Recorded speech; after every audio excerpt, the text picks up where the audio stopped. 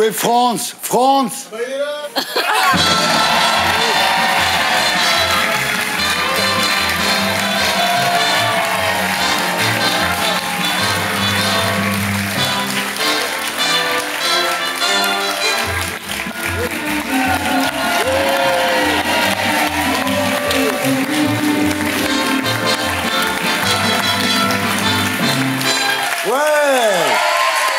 Je pense que la semaine prochaine, vous avez l'escalier, c'est bon?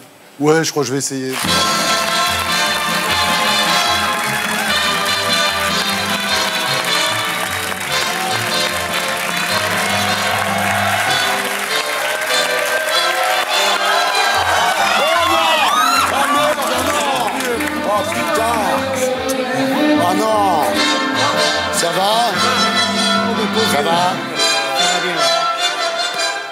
Ça va, Gisbert?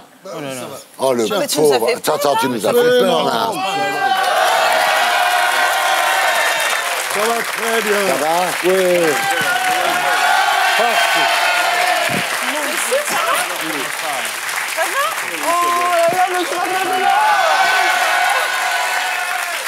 Serge, est-ce que tu peux nous faire un replay? Parce que c'est vraiment incroyable qu'ils s'en soient sortis, franchement. Ah, putain! Oh non, non, oh là là! Comment ça va, France? Très bien. Ah ouais? Cette émission rend increvable.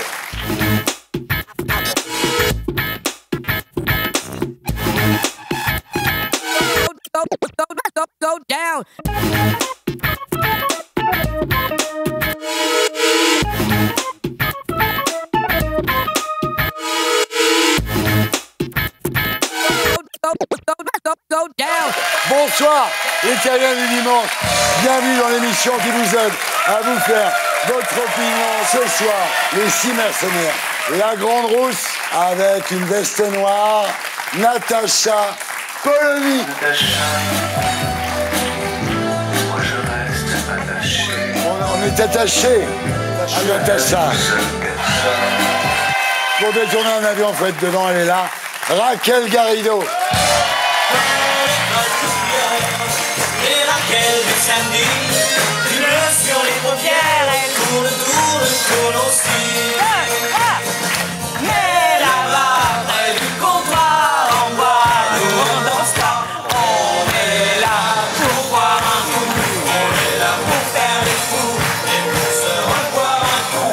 C'est le sampleur du siècle. Bon, elle est à la mode et elle taille des costards. C'est Monia Cachemire. Je suis snob. C'est vraiment le seul défaut que je donne. Je l'adore. Ça donne. Tête à claque, tête de mule, mais surtout, tête bien faite, c'est Franz-Olivier Gisbert. On dirait dessus. Le temps dure longtemps. L'avocat qui se défend très bien lui-même, Gilles-William Golnadel.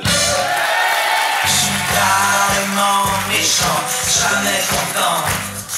Carrément méchant, jamais content. La belle gueule qui compte pas la fermer, Pierre Licia. Et moi je fais une moustache.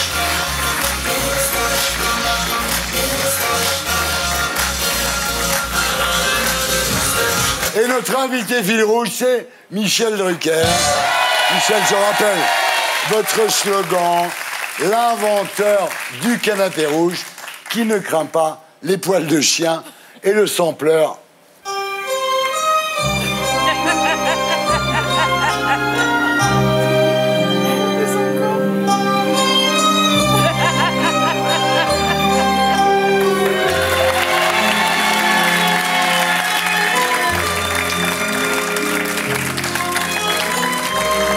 Thierry, il est vachement bien ton générique. Ouais. On va commencer avec un petit jeu qui va nous permettre de mieux vous connaître. C'est le bio-quiz de l'invité.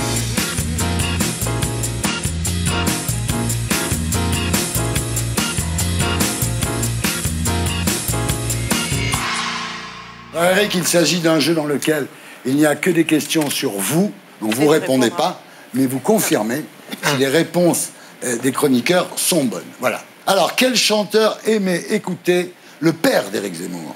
Loulou Benouche, Loli Banesh, Lila Bentiche ou Lili Boniche. Lili Boniche. Lili Boniche. Oh là là.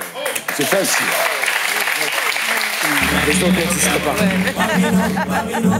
ما تقدر له ضحك واللعب بالمندولينو والسلي بامبينو لحنك تعجبني حنينة وتضربني وغني غني بصوت حنين. C'est super. Alors, vous écrivez toujours dans Le Destin français, ma mère écoutait Aznavour et entonnait à tue-tête Ma vie d'Alain Barrière.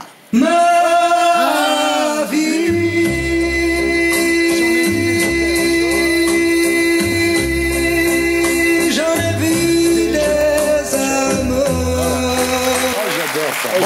Pourquoi le responsable de la colonie de vacances dans laquelle le petit Éric Zemmour passait l'été a-t-il convoqué sa mère? Parce qu'il réveillait ses camarades en chantant la Marseillaise, parce qu'il obligeait ses camarades à l'appeler mon général, parce qu'il passait son temps à lire son livre sur Napoléon dans son coin, parce qu'il terrorisait son copain de chambray, le petit Mohamed Napoléon dans Slimane. son coin. Napoléon dans son coin. Napoléon. C'est moi qui l'ai dit là. Non, c'est monial. Que Et c'était donc très. Napoléon Non, d'André Castelot, que votre mère vous avez offert à l'âge de 11 ans. Et vous écrivez dans le livre que vous publiez chez Albin Michel, je le lisais en tout lieu et à tout moment, jusqu'au jour où le responsable d'une colonie de vacances convoqua ma mère pour se plaindre que la lecture de ce gros ouvrage m'empêchait de participer à la vie de groupe. Voilà. J'étais fasciné par Napoléon, et c'est vrai qu'André Castelot racontait très bien l'histoire de Absolument. France. C'est avec lui que j'ai appris. Je les ai encore, les... Ouais, Moi aussi. ouais, Marie-Antoinette, André tout ça, Castelot, c'est pas bien. D'après Éric Zemmour, quelle a été l'humiliation de sa vie? Un flirt avec un jeune Hollandais à Sciences Po, Non. être chroniqueur chez Laurent Ruquier, ne tombé. pas avoir obtenu la Légion d'honneur ou avoir raté l'ENA. Léna. à deux reprises. Léna. Léna. Je suis la seule à être chroniqueuse. J'aurais jamais dû. Et alors, ça vous a vraiment humilié de rater l'ENA? J'étais le bon élève qui était toujours premier, donc pour une fois, j'étais pas le premier. Ah ouais, ouais. Et en plus, c'était l'ENA, le mythe de l'État, etc. Et de la France. donc. C'est Vous encore auriez- une grande blessure. Attendez, Eric, si vous aviez réussi l'ENA, vous auriez fait quoi? Je sais pas. C'est une bonne question. D'ailleurs, on me posait la question quand j'étais en prépéna et je savais pas répondre. Bah voilà. Il serait à l'inspection des finances. Bah ouais, il voilà, aurait vous bossé seriez pour un espèce Macron, et puis, de connard en Il viendrait costume nous gris. emmerder, oui, avec Ouais. je sais pas quoi. Mais je viens quand même vous emmerder. D'après le livre Prévenir le cancer, ça dépend aussi de vous. Du professeur Kayat, qu'est-ce qui diminue le risque de cancer de la prostate? La pratique du vélo, la circoncision, boire du café ou avoir voté François Hollande en 2012. Café. La circoncision. Oui. Je ne savais pas, mais ça me fait plaisir de le dire. Ça me rassure quelque part. Peut-être Non, mais, tu t'en fous, t'es sûr. Il y a beaucoup de choses qui protègent, heureusement, parce que le cancer de la prostate, ça touche pratiquement un homme sur 9 en France. C'est énorme, hein, c'est 60 000 nouveaux cas chaque année et 11 000 morts. Donc c'est quelque chose de très important. Et il y a plein de choses qui diminuent le risque d'avoir un cancer de prostate, notamment la circoncision, probablement parce que ça réduit le risque d'infection urogénitale qui contribue à augmenter le risque de cancer. Mais ce qui le diminue le plus, à part le jus de grenade... La graine de courge. Alors non, c'est l'éjaculation. Ah oui. Non, c'est l'éjaculation. Laissez-le parler, c'est le Alors, en professeur. fait, il y a Oui, plusieurs études qui ont, très sérieuses, hein, qui ont montré que 5 éjaculations par semaine ou 21 par mois réduisaient d'environ 30% le risque de cancer de la prostate, donc c'est important, hein, parce qu'en fait, dans le sperme, il y a des substances extrêmement cancérigènes, comme la putrécine, des choses comme ça, la spermine, la spermidine, et plus vous en débarrassez, et moins il y a du contact avec votre prostate. Laisse Sauf tomber. que les études montrent très bien que ça ne marche que si vous avez une éjaculation par pénétration et pas par masturbation. Pourquoi? Parce que votre cerveau, il comprend au moment où vous allez jouir qu'il n'y a aucune chance qu'il y ait une reproduction, et là, il garde du sperme, et le volume de l'éjaculat est plus petit. Si on fait 3 ou 4 masturbations tous les soirs. Bah, ça compense. Mais le problème, c'est que si vous... Il n'est pas psy, il est oncologue. Non, mais je pose des questions.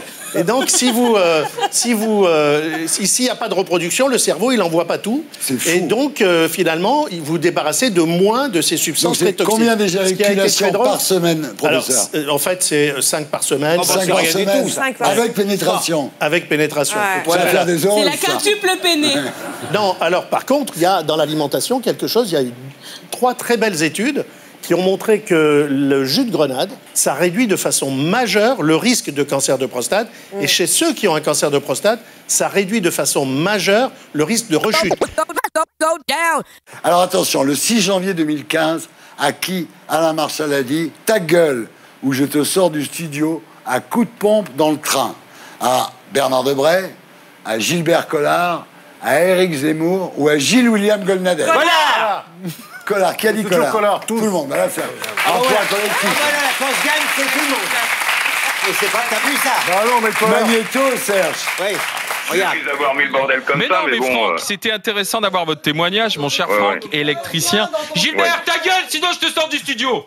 Tu la voulais celle-là? Voilà comment Alors il faut- maintenant, voilà. écoute, je t'écoute, Tu tu as raison. m'emmerdes. Je te Bravo. le dis franchement, Bravo. tu m'emmerdes. J'aime cette autorité. Alors maintenant, Bravo. tu la fermes, Je on est dans respecte une l'autorité. émission de radio, tu Voilà. la boucles, sinon Voilà. je te sors du Ça, studio à c'est coup de la- pompe dans le c'est train. la démocratie. D'accord, stop. C'est la démocratie des Gilbert, grandes gueules. on a une émission de radio à faire, on te l'a demandé avant l'émission Mais c'est de le elle faire qui- tranquillement. c'est Non, tu elle. écoute, Ah, boucle-la. Boucle-la maintenant, c'est moi qui te dis, tu me fatigues. Bravo. Je vais vous dire, en tant que Niçois, moi aussi, il m'arrive de faire des trucs comme ça. Mais les gens m'en veulent pas parce qu'ils savent que c'est mon pays. Nous, c'est pareil, j'imagine que... Ouais, là, c'était, ça montait, tu vois. Ouais, on dit, c'est ça, bien. j'en c'est avais bien la, d'être c'est bon, on capable dit, on de- en avait la stouffe, là, tu vois, ça montait. Il faut se mettre en colère. Et puis là, c'est sorti naturellement. Il y avait... Souvent, on nous demande, est-ce que c'était prémédité? Vous Non, l'avez bah pas non, du mais tout. les gens croient que tout ce qu'on fait est prémédité. Non, non, faux. Non. À quoi Nadine Morano a-t-elle déjà participé? À une retraite monacale en Ardèche, à un stage de récupération de ses points de permis, à des leçons de Krav Maga ou à des cours de pole dance? Krav Maga. Non. Pole dance. Oui, Ah bon? Pas du tout. pole dance. Non, pardon, non. Ça m'aurait fait tellement Et d'ailleurs, on a les images. Oui, voilà. Un point de permis. Ouais. J'en ai fait 2 stages de récupération de points. 2. Ouais. Et pourtant, c'est toujours des petits points que je perds. Hein. Ouais. Mais n'empêche bonne qu'au fur et à réponse, hein. mesure, comme beaucoup de Français, je me retrouve à être obligée de passer des stages de récupération de points pendant 2 jours. Hein. On ne peut même pas prendre son téléphone portable. Et franchement, à un moment, je trouve que c'est too much. Quoi. Voilà. Franchement, on a des voitures de plus en plus sécurisées. On devrait s'occuper sur le territoire de prendre des mesures sur des routes accidentogènes et arrêter franchement d'emmerder De au faire chier quotidien le les monde. Français. D'accord. Franchement. Qu'a fait Nadine Morano pour fêter la victoire de Laurent Wauquiez en décembre 2017? Elle a débouché une bouteille de crème en Alsace. Elle s'est déhanchée sur du Johnny Hallyday. Elle a fait tirer un feu d'artifice bleu, blanc, rouge. Elle a embrassé Laurent Wauquiez sur la bouche. Oh, Johnny Hallyday. Johnny Hallyday. Oui, Johnny Hallyday, bravo, elle s'est déhanchée. Magnéto, Serge.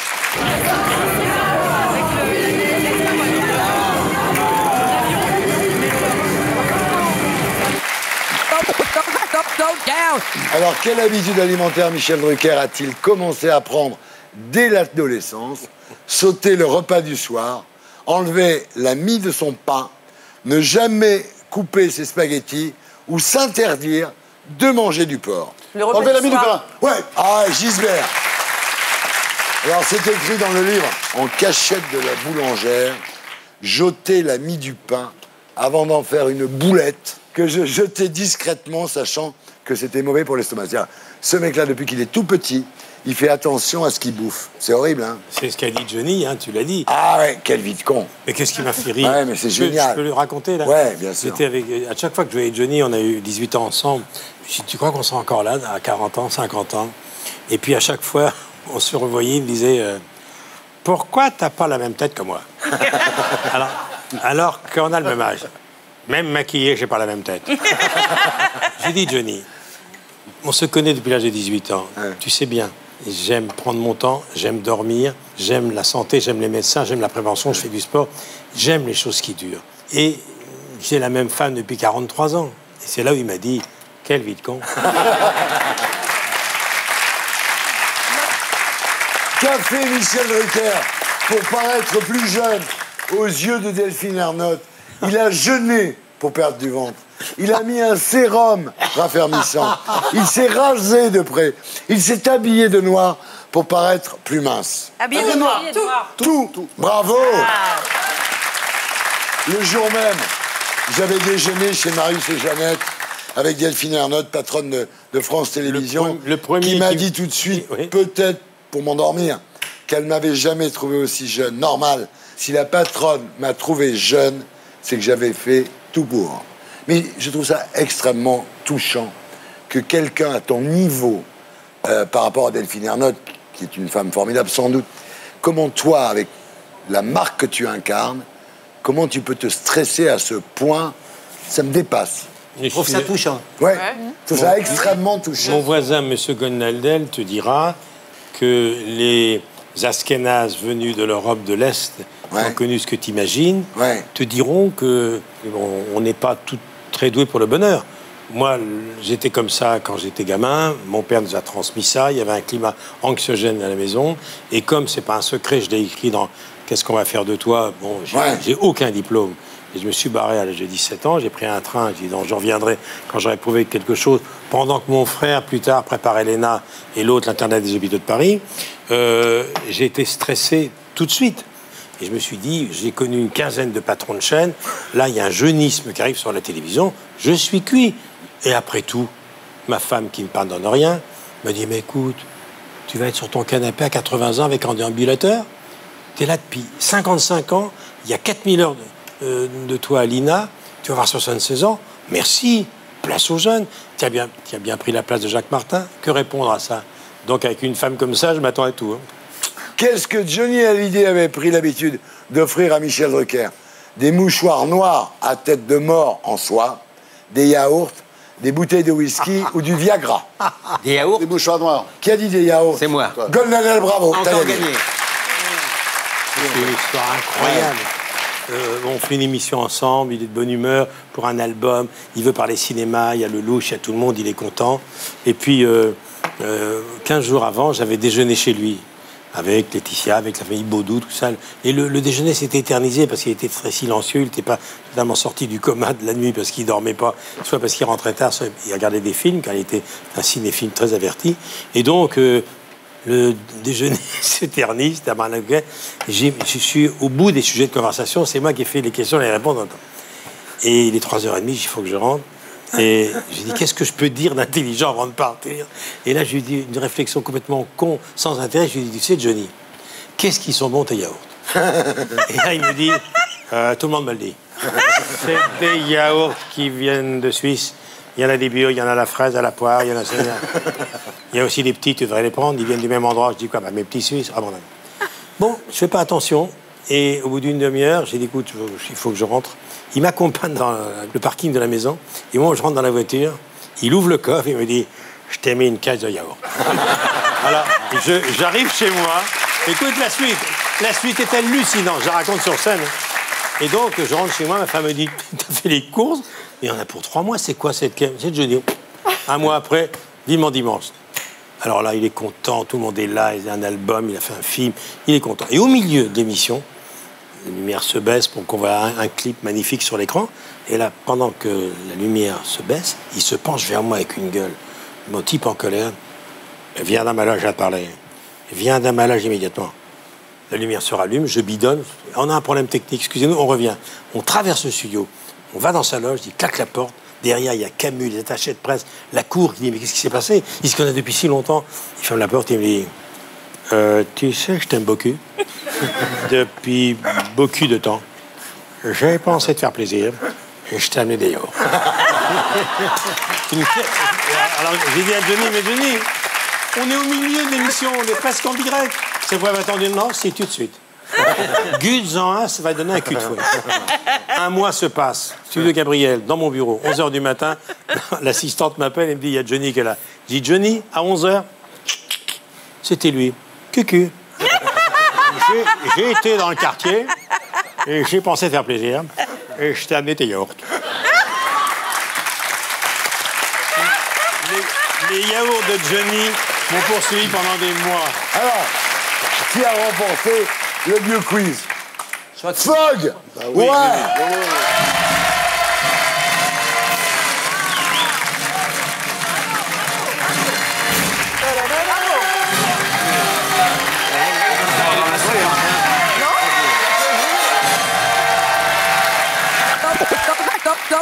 Et maintenant, les fausses infos qui sont plus vraies que les vraies, inversement.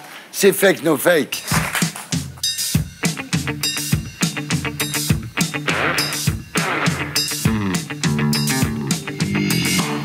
Alors la prod a préparé des sujets qui concernent les découvertes médicales. À vous de dire si ces affirmations sont vraies ou fausses. Si elles sont fake ou no fake. On a compris. Écouter les Bee Gees peut éviter l'infarctus. Vrai. Oui, vrai. C'est sûr.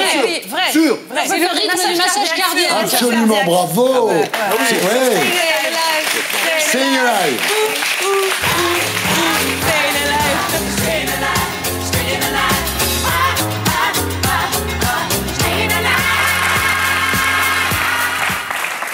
Alors, il existe des nanorobots qui nettoient le tube digestif et permettent d'éviter la mauvaise haleine. Ah, la laine. Le tube est... C'est absolument vrai. Bah oui, vrai. Bah oui. Vrai. Oui. Monia. Attends, j'essaye de comprendre le concept. Mais non, t'as pas besoin de comprendre pour répondre. C'est Christian que tu te fous dans la gueule Monsieur qui te commence à te demande. nettoyer les... Bah non, c'est faux. Natacha. En effet, les nanorobots existent. Est-ce que ça sert à enlever la mauvaise haleine? Ce serait formidable. Parce que Ça franchement, serait drôlement cher on de en changer croise. la laine. Hein. Ouais. Oui ça- ou non? ça- Vrai ou faux? Fake, Je no dis fake. faux. Je dis faux Fake. parce que ça se Vous. saurait. Moi, je dis que c'est vrai, mais que le changement d'haleine n'est qu'un effet secondaire, n'est pas le principal objet du nanorobot. Bien sûr. Fake, no fake. No fake. Je dis que c'est vrai, professeur. Fake. Non, c'est fake. En fait, il J'ai existera... encore perdu. Il existera bientôt des nanorobots qui Ouais. permettront de débarrasser le sang des bactéries et des toxines. Eh ça, bien, c'est vrai. C'est ça, pas c'est pour vrai. tout de suite, mais Alors. dans 10 ans, Bon. il y aura des petits robots qui est comme le voyage fantastique de Richard D'accord. Fleischer. Il y aura un Raquel Welch dedans ou pas? Voilà.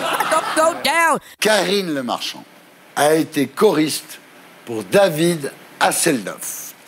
Réponse vrai ou faux? Fake. No fake. Non, vrai. Vrai, et toi? No fake. Voilà, vous avez raison. En 1992, l'animatrice de M6 a été sélectionnée pour faire partie des choristes de la chanson Do the Limbo Dance Magnéto Serge.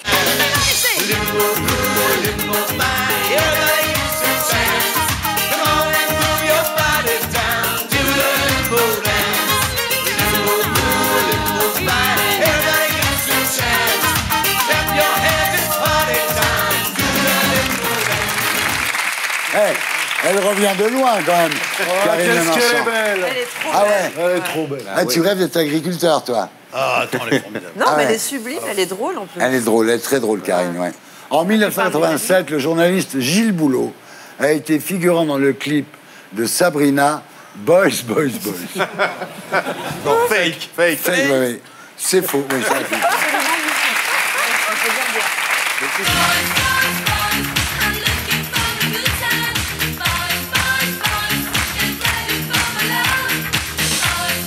Nikos Aliagas, l'animateur de TF1 et le journaliste d'Europe 1, accompagnent les morts dans l'au-delà. Ça veut dire quoi, ça? Tu parles des auditeurs d'Europe 1. C'est pas gentil pour ma femme. Alors, À mon avis, c'est non fake parce qu'il est capable de tout, lui. Intellectuel. toi, tu penses que c'est lecteur, vrai oui, qu'il oui, accompagne et sa les conversation morts très dans intéressante. l'au-delà? Oui, je veux bien le croire. Alors, Non, no fake, je pense. Magnéto Serge. Qu'est-ce que c'est que cette histoire de psychopompe? Ah, le psychopompe, c'est celui qui accompagne un corps inanimé, un corps de défunt. C'est celui qui aussi protège l'âme. Mes grands-parents le faisaient et maintenant je le fais aussi. Mais voilà, rien que d'en parler, Alors, je me suis ça peut demandé- devenir pittoresque et ridicule, mais Non, c'est pas quelque du chose tout. de vrai. Ah non, c'est J'ai très, très accompagné beau. des gens qui m'étaient chers, des amis et parfois des gens que je ne connaissais pas. Je leur fermais les yeux. Voilà, ça fait partie du jeu. Pour améliorer sa digestion, l'actrice Jennifer Lopez sniffe de l'huile de pamplemousse à chaque repas. Fake. Non, c'est bon, l'huile de J-Lo. pamplemousse en général. C'est un bon Toi, truc. tu dis? C'est un bon Tu truc, dis- ouais. Tu dis no fake. Non, parce que ça guérit des tas de trucs. Ouais, qui a dit fake? Fake. Bah, c'est le problème, c'est faux. sniffer. C'est sniffer, Donc, ouais. peut en prendre. Ah, elle Oui, sniffe. non. C'est pour soigner quoi? Des problèmes d'intestin? C'est pour améliorer sa digestion, en fait. Et elle sniffe de l'huile. La question est tellement con Non, que j'y crois. non. Ah oui, oui. Ah, j'y crois, ça C'est là que je vois ta perversion. Mais bien sûr, j'y crois. Ça doit être compliqué à sniffer un truc. Eh ben c'est vrai, excusez-moi. Bravo, Golnadel. L'acide citrique contenu dans le pamplemousse, ça détruit toutes les particules grasses. Bien sûr. Et finalement, ça évite les ballonnements. Notamment ce qui la fait qu'elle a un gros bien sûr. cul, mais pas un gros ventre. Voilà. Bon.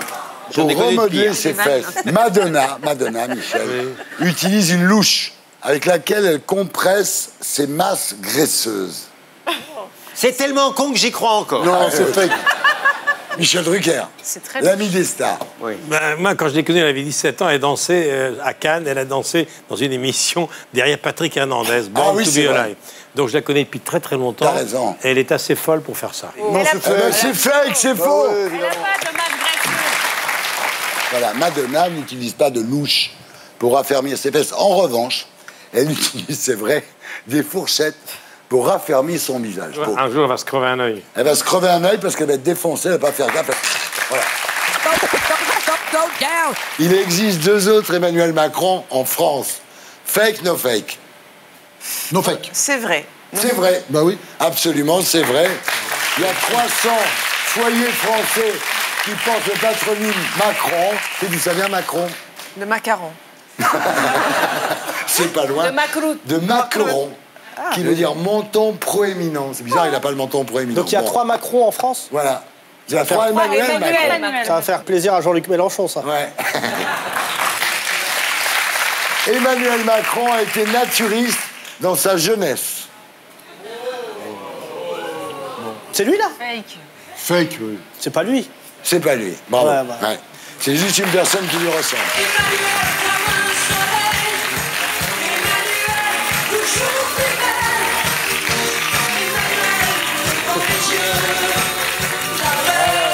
J'ai failli tout perdre bêtement, là, dans Ouais. une émission.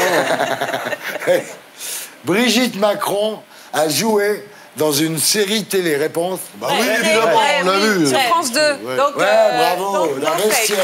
C'est notre Michelle Obama. Ouais. Ouais, moi je l'adore. Ah, pour vous, c'est Michelle Obama. Pour moi, c'est notre Michelle Obama. Je la trouve empathique, sympathique, belle, élégante, chic. Je suis très fière qu'elle représente notre pays. Gilles William Golnadel n'a pas l'air d'accord. Je ne partage pas l'engouement de Mounia, mais bon. C'est Monia. Oh, C'est Monia. Non, c'est Monia. Il y a un gros problème de prénom dans Quand cette tu émission. sais qu'il hein. appelle Michel Simèche, Michel Sim, et Marion Cotillard, Marion Cupillard. Je trouve que tu t'en sors bien. Ouais. Je trouve, ouais. Il y a un problème de prénom dans cette émission. Non, mais surtout, c'est de se rendre compte que Golnadel a les mêmes problèmes de français que l'imam Chalgoumi. Rien que ça, ça me fait plaisir. Voilà, c'était fake, no fake.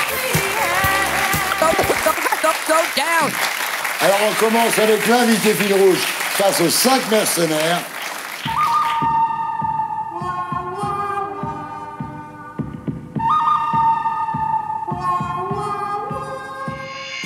Alors David Kayat, les 5 mercenaires ont chacun une question à vous poser. Monia, votre question.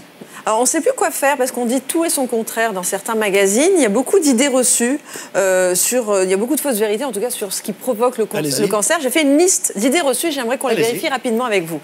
Le vin peut réduire les risques de cancer. C'est vrai ou Ah non, quand même pas. Mais par contre, il est faux que le vin consommé avec modération augmente le risque de la plupart des cancers. Les hommes peuvent-ils être touchés par le cancer du sein? Bien sûr, 1% des cancers du sein surviennent chez l'homme. Ils sont d'ailleurs particulièrement graves. Pourquoi? Parce qu'un des critères de gravité sur le cancer du sein, c'est quand la boule qui est dans le sein, le cancer, finit par toucher soit le muscle pectoral, soit la peau. Or, ça va dépendre de la taille du sein, ça. Si c'est au milieu d'un très gros sein, avant que ça touche la peau ou le truc, on a du temps. Sur un sein, bon, moi j'en ai pas mal parce que je suis un peu gros, mais les hommes normaux, l'épaisseur n'est pas très grande, donc très vite ça attaque le muscle ou la peau. Et là, ça devient plus Donc, grave. les hommes Plus font grave. des mammographies? Ah bah à ce moment-là, il y a une boule. Si cette boule est suspecte d'un cancer, moi j'en vois régulièrement. On C'est fait quand même faire le une mammographie. pourcentage, c'est 1%, quoi. C'est 1%, c'est rare. Est-ce qu'on peut être touché par le cancer des poumons sans avoir jamais fumé? Bien sûr. Ah bah oui. Et c'est même un phénomène qui se produit de plus en plus souvent. On assiste aujourd'hui à une augmentation de l'ordre de plus de 200%, 215% de l'augmentation des cancers du poumon chez les femmes non fumeuses dans les 15 dernières années. On ne comprend pas pourquoi. À l'inverse, il n'y a qu'un fumeur sur 6 qui va développer un cancer du poumon. C'est ça qui fait que les types disent « Moi je connais un type, mon papa, machin, il fumait, c'est pas grave. » Oui, c'est pas tous tous les fumeurs qui vont faire un cancer du poumon. 1 sur 6. Ouais, c'est beaucoup. Le cancer du poumon, c'est 26 000 nouveaux cas, 24 000 morts. Hein. Ah oui. On vous donne le taux de guérison. Laisse tomber. Est-ce que certains animaux sont capables de détecter les personnes malades du cancer? Alors, écoutez, il y a le chien qui reconnaît quand on pisse, là. Ouais, non, voilà, régulièrement, il y a des histoires de chiens qui sentent dans l'urine si le type a un cancer de prostate au début, maintenant n'importe quel cancer. J'ai lu les études, ça fait partie de mon métier de lire tout ce qui sort, mais bon, je ne suis pas totalement convaincu. Sinon, d'ailleurs, je vais vous dire, si c'était vrai, ça veut dire qu'un cancéreux n'est pas comme les autres. Ouais. Et vraie question importante, pas. Est-ce que les poils anti-adhésifs rayés sont cancérigènes? Non, alors ça aussi, c'est une rumeur. Le téflon, qui sert à faire les poils de la marque en question, on a dit que peut-être ça pouvait augmenter le risque de certains cancers. En fait, le téflon tient bien sur la poêle et il y a peu de risques avec une consommation normale, un usage normal de la poêle, vous ayez vraiment une augmentation du risque. Et dernière question, le four à micro-ondes, est-ce que ça favorise le cancer des ganglions lymphatiques? Alors là, mais totalement faux. Alors les micro-ondes, ni ça donne le cancer à cause des ondes, ni parce que vous chauffez un aliment dans le micro-ondes, cet aliment devient cancérigène. Sauf si cet aliment il est dans une barquette plastique et qu'il est au contact du plastique. Ah, c'est à cause de la barquette, en fait. C'est le plastique chauffé qui finit par transmettre dans l'aliment que vous allez manger des substances comme le bisphénol, etc., qui sont des perturbateurs endocriniens. Merci, professeur. Donc tu mets dans une assiette en porcelaine. Voilà. C'est très précis, c'est très précis. Raquel Garrido, votre question, mon petit. Alors, on va parler, Éric Zemmour, d'un sujet qui vous obsède depuis longtemps. Ok, ça y est, vous aussi, la psychiatrie. Vous avez parmi les 44 portraits, donc 4 portraits de femmes. Et à cette occasion, donc dans ces 4 présentations, vous dites en gros tout le mal que vous pensez des femmes en politique. Très juste. À propos de la Pompadour, vous dites, et c'est vrai d'ailleurs, vous dites, elle est plus que maîtresse du roi. Elle est favorite. Elle est plus que favorite. Elle est reine. Elle est plus que reine. Elle est Premier ministre. Mais c'est à cette influence immense sur le roi Louis XV que vous attribuez en fait la décadence et la chute de l'aristocratie. De la monarchie. Tout entière, effectivement. Toi, t'as bossé, Raquel. Germaine de Staël. Alors, c'est fascinant, Germaine de Staël, parce qu'il n'y a qu'à lire le premier mot du chapitre et le dernier mot du chapitre. Le premier mot, c'est « elle parle ». Point. Voilà. Elle parle sans discontinuer. Et le chapitre termine « Germaine parle, parle, parle ». Bon, bah donc c'est simple. En fait, ce que vous lui reprochez fondamentalement, c'est de parler. Pas du tout. Pour vous, la femme convenable, c'est la femme qui, dans l'espace public, se tait. Là, vous dites n'importe quoi. Ah, c'est un jeu de miroir. Vous savez, ça se fait en littérature.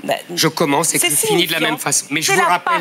C'est la femme qui prend l'espace des idées par les lettres et par la parole. C'est ça qui, au fond, vous ennuie. Mais surtout quand elle se rencontre contre la France. Non, pas surtout, parce que sinon vous n'auriez pas commencé par elle parle. Non. Vous auriez commencé par ce qu'elle dit sur l'Allemagne. Bref, c'est pas ce que vous avez fait. Bien, Raquel, continue. Alors, dernier point, alors là, Simone de Beauvoir, voilà, vous l'étriez absolument, pas qu'elle d'ailleurs, le féminisme. Vous dites que c'est l'idiot utile du capitalisme. Oui, ça devrait vous accusez ses mœurs, sa soumission amoureuse, son homosexualité. Hein, vous dites c'est drôle. Le féminisme est la théorie, le lesbianisme la pratique. C'est les Américains qui disent ça. Son refus, c'est vous qui l'écrivez là, qui le rappelez. Alors du coup, en lisant ces pages, Éric Zemmour, moi j'ai une question qui m'est venue. Vous êtes père de famille. Alors, si votre fille devenait la première femme présidente de la République française, pour vous, ce serait quoi? Une fierté parce que c'est votre fille ou un drame parce que c'est une femme? Bonne question. Les deux, en général. Mais c'est pas possible que ce soit les deux, il faut choisir. Non. Il faudrait, soit vous êtes fidèle à ce que vous avez écrit et tout ce que je viens d'écrire, il peut tout à fait y avoir...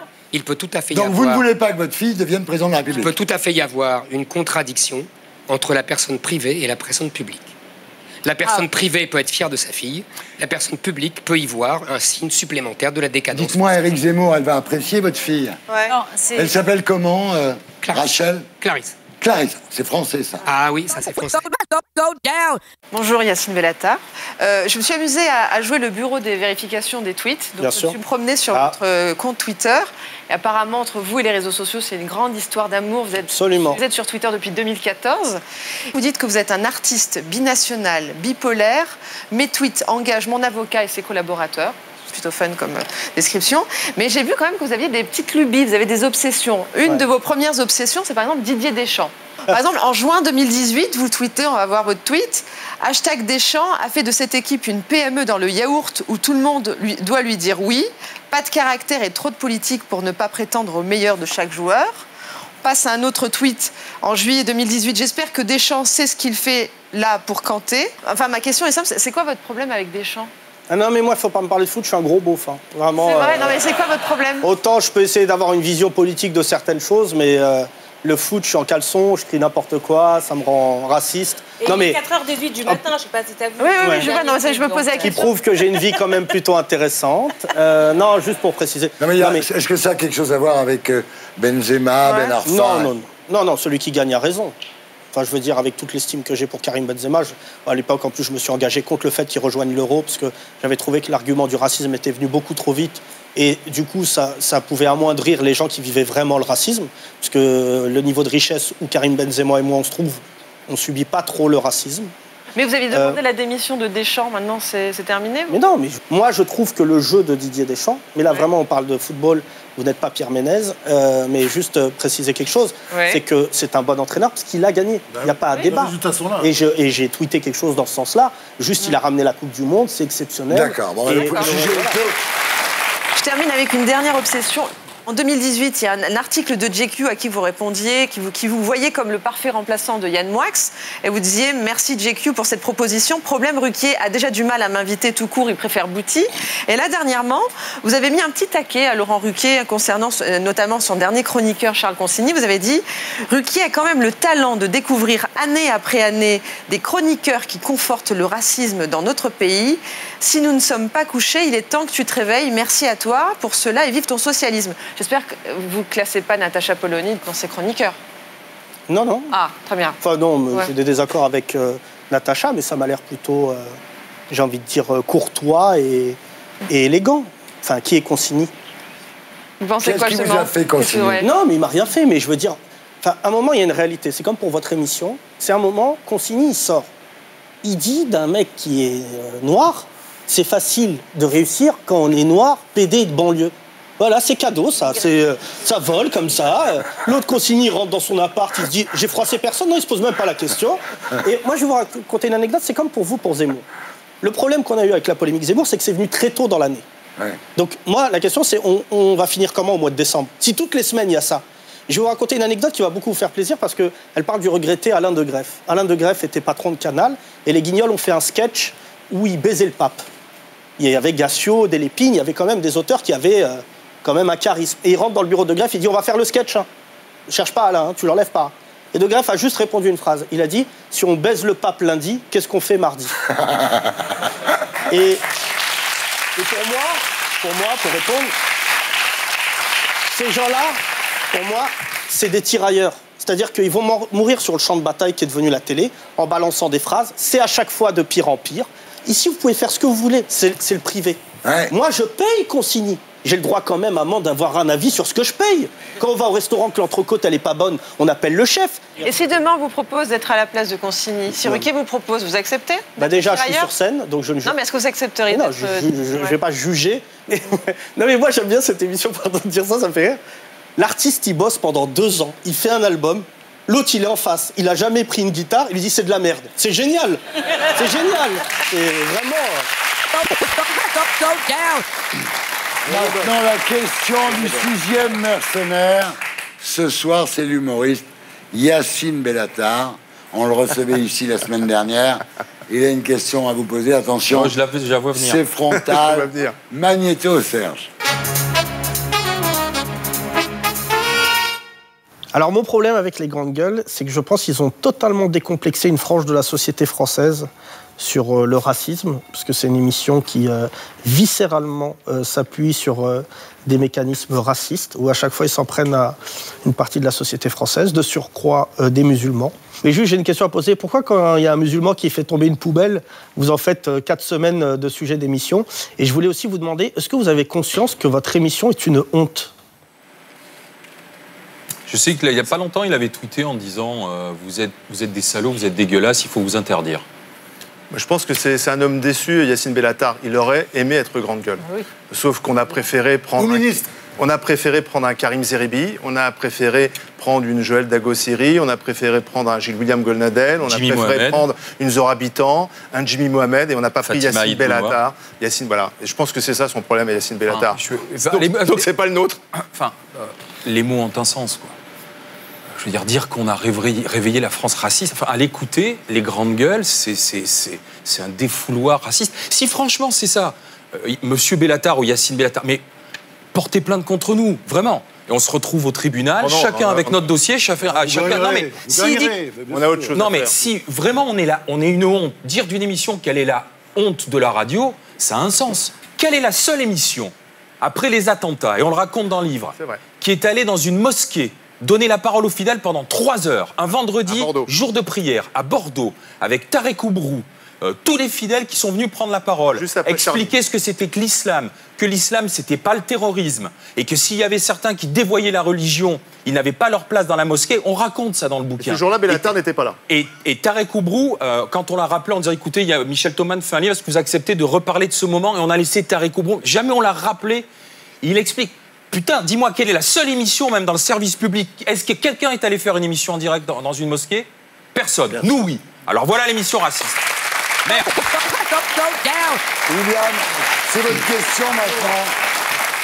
Allez-y, mon petit William. J'ose pas. Ah si, William. Nadine, sans vouloir te flatter, tu es l'une des plus belles têtes de Turc des médias, et tu vas voir dans un instant quelques exemplaires de pseudo-humoristes. Je te dis tout de suite, je les trouve ni drôles ni intelligents. Mais j'aimerais savoir aujourd'hui comment émotionnellement et politiquement tu réagis par rapport à ça. Et là? Et là, Magnéto Serge. Magnéto Serge, voilà. Nadine Morano vient d'entrer dans ce studio alors que ça n'était pas prévu. Salut les bolchos! Ça va, je dérange pas? J'arrive pas en plein milieu de la prière à Karl Marx, hein, c'est bon? Ah, ça vaut la coupe que je sois là, hein. Je suis inscrit au Morano Club. Ah ouais? On est entre blancs, tout va bien. Ferme ta gueule, Nadine Morano, ferme ta gueule, qui trouve qu'Eva Joly a un problème d'accent et de physique, Nadine Morano ayant essentiellement un problème de cerveau. Ce synode sur la famille aborde donc l'homosexualité, mais aussi la situation des divorcés. Une fois qu'on a accepté les PD, on peut bien tolérer les divorcés. Dis donc, Polo, t'enlèves ta burqa tout de suite, hein, on est en France ici. C'est pas une burqa, c'est une aube. Ouais, sûrement, ouais. Une robe et un tissu sur la tête, pour moi, c'est une burqa, point barre. Attends que j'alerte mes sweetos. Mais c'est qui cette conne? Robocon. Ouais. C'est de l'humour. Ouais, je sais pas, je trouve que... L'humour dans le même sens toujours. C'est toujours dans le même sens. Et j'ai remarqué que ça frappe plus les femmes de droite lorsqu'elles ont un langage clair. Moi, je parle comme les Français, ça dérange. Mais eux ne m'atteignent pas, si vous voulez. Ça me fait rien. Sinon, je serais pas là aujourd'hui devant vous. Ça n'a pas nui à mon activité politique, hein. Je suis pas rentrée dans ma chambre en train de pleurer.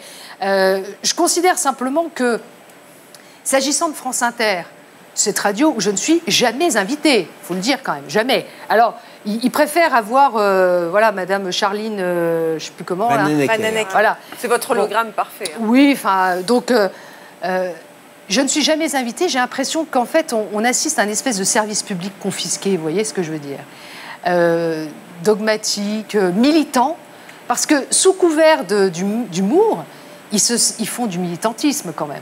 Ils nous cassent. Mais il n'y a pas que moi, hein. On dit, vous êtes la tête de Turc, mais ils en ont plusieurs, les têtes de Turc. Mais déjà, à partir du moment où tête droite, dans leurs médias qui sont trustés par les gauchistes, et clac, et vlan, ça y va. Bon, je regrette parce que moi, j'aimerais mieux aller faire une matinale à France Inter et parler des vrais sujets et de mes convictions, mais je suis blacklistée. On n'est pas dans la ligne du Oui, mais il y a politiquement quelque chose correct. que je ne comprends pas avec toi. C'est que même toi, Nadine Morano, tu dis bah oui, c'est dommage, je suis pas invité à France Inter, j'irai bien à la matinale. Tu crois que c'est pas plutôt à la droite d'opposition d'avoir un programme, y compris sur la réforme du service public, pour avoir un service public pluraliste, mais vous le faites pas. Non, mais c'est vrai, mais tu as raison. Bon. Je veux dire, ça se pose parce que moi, quand j'ai regardé ma taxe d'habitation, parce que comme tout le monde, j'ai regardé si elle avait augmenté ou baissé, et en l'occurrence, elle a augmenté. Et quand je regarde ce qu'on paye en redevance, je me dis, franchement, pour payer un service public qui, en fait, qu'est-ce qu'il a de service public à un moment? Enfin, ça, c'est vrai, c'est un vrai sujet. Mon petit Pierrot, votre question, mon Michel Drucker. Vous l'avez dit déjà, vous avez été très très proche de Johnny Hallyday, vous avez entretenu des relations très amicales, très fortes, très importantes. Vous lui consacrez une partie de votre ouvrage. C'est-à-dire, j'écris comment j'ai vu la cérémonie à la Madeleine. Voilà. Ouais, c'est vrai qu'il est omniprésent, vous revenez sur quelques moments de vie, quelques anecdotes avec lui. Vous racontez aussi, justement, comment vous avez vécu sa disparition. Et on se souvient de l'émotion qui vous a submergé quand vous lui avez rendu hommage en direct sur France 2. Magnéto, Serge. Vous savez, dans ma carrière, c'est longue déjà. J'ai vu partir beaucoup de copains.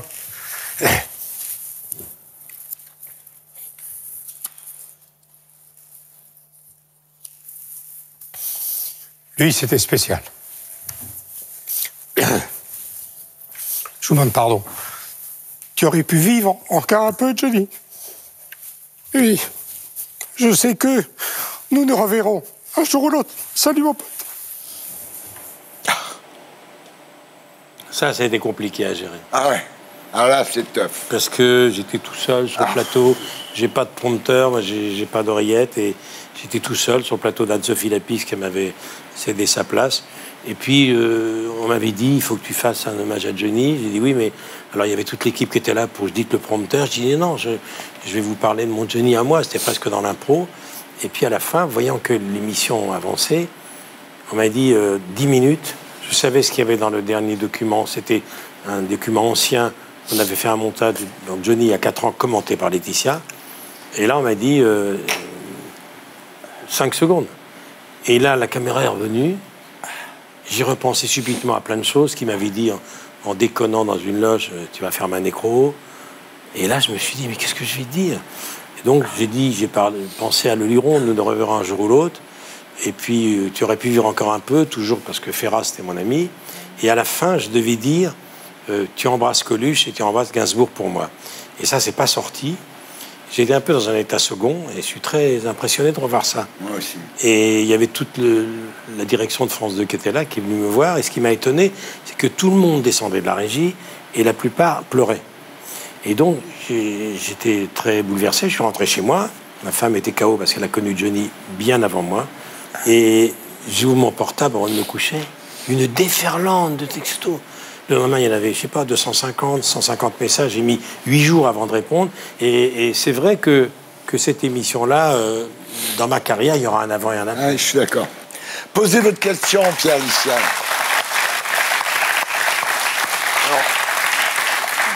Alors, je vais poser... Après, ce moment, c'est un peu compliqué, mais je vais poser la question qui fâche.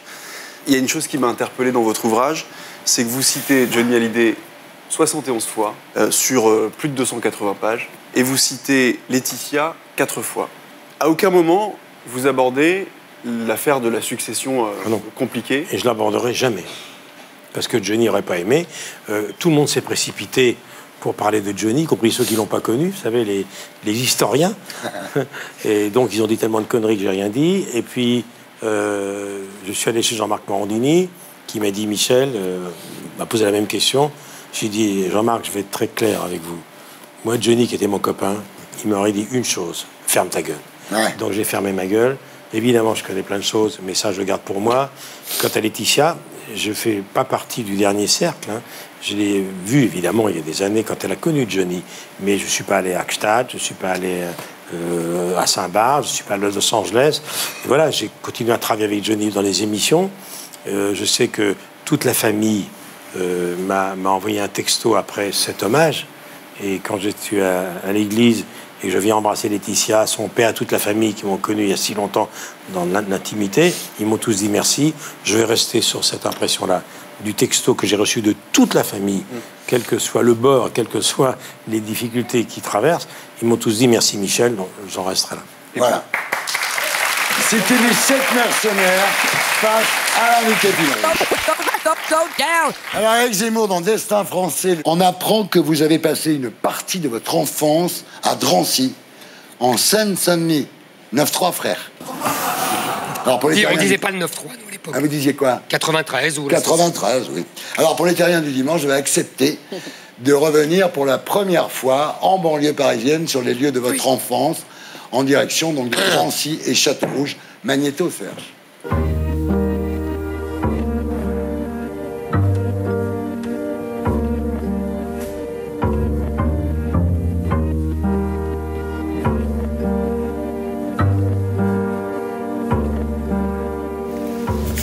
Ah, c'est la première fois que je reviens. J'ai vécu ici toutes les années 60 à peu près. Dans mon enfance, de 3-4 ans jusqu'à 11 ans. Et j'habitais là je crois que c'était le premier étage, ou rez-de-chaussée, je sais pas comment on peut dire, du premier bâtiment, là, le 22. Alors c'est curieux parce que apparemment rien n'a changé. Alors là, je sais pas ce que c'est devenu là, mais avant c'était les garages pour les voitures. Et en général, on jouait, on faisait des parties de Monopoly qui duraient des jours entiers. On était là. Je me souviens très bien parce que ma mère m'appelait d'ici en me disant « Eric, va acheter le pain ». Et en général, j'avais tous mes copains qui me disaient « Non, non, c'est moi, madame, c'est moi », comme ma mère était assez jolie. Et donc, les mecs venaient « Non, non, c'est moi, madame, je vais vous acheter le pain ». Il y avait une ambiance... Moi, j'ai un souvenir, vraiment... je vous dis, c'était le paradis pour moi. C'était vraiment l'enfance... pour moi, la banlieue, c'était le paradis quand j'étais petit.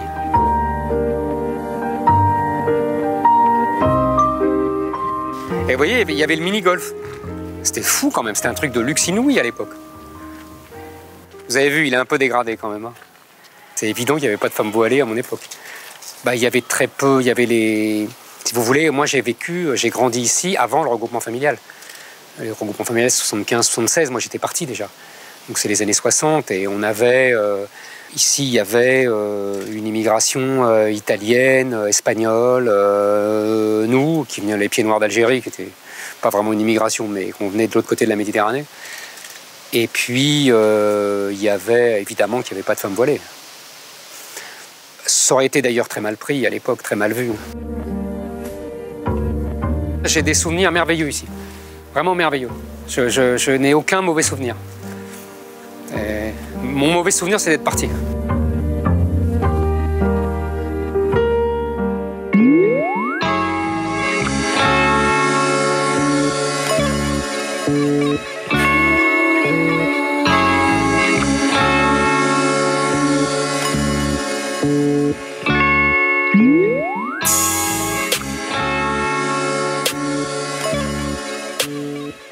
J'ai habité là pendant toutes les années 70 à peu près.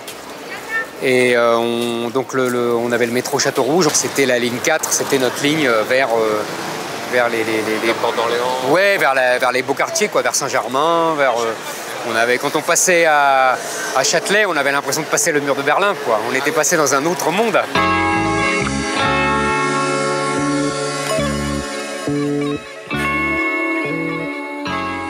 Ah ben c'est simple, j'habitais là. Je crois au 2e étage, si je vous dis pas de bêtises, mais ça je suis moins sûr. Et là à côté il y avait une boulangerie, ça sentait bon le pain le matin quand on se levait, c'était sympa. T'es là. Mon père avait des ambulances là et les ambulanciers étaient là. C'était le local d'ambulance. Je vous dis ça dans les années 70. Mais sinon là vous voyez il y a plus une boutique de l'époque. Celle-là c'est impressionnant. Là c'est donc vous voyez, vous allez qu'à voir la rue, hein, les vêtements, les femmes, les boutiques, on voit bien. Les bâtiments sont les mêmes, mais c'est plus la même population. Quand on dit, je vous dis, le grand remplacement, on le voit là. Il est simple, il est évident, il crève les yeux. C'est un grand remplacement tranquille. Il y a le grand remplacement violent et il y a le grand remplacement tranquille. Voilà, il y a les deux, toujours. Alors, le grand remplacement est un mot qui a été employé par Renaud Camus il y a combien, 15-20 ans? Je pense. À l'époque, c'était un mot tabou. Oui. Et aujourd'hui, vous êtes sur C8, chaîne nationale, et vous parlez du grand remplacement. Ben, c'est pas moi qui parle, hein, c'est les images. Monia, c'est quoi le grand remplacement alors déjà, ma première question, c'est comment est-ce que vous avez fait pour vous promener là-bas, en toute sécurité? Parce qu'on était de jour, ouais. Parce que j'avais des caméras, ouais.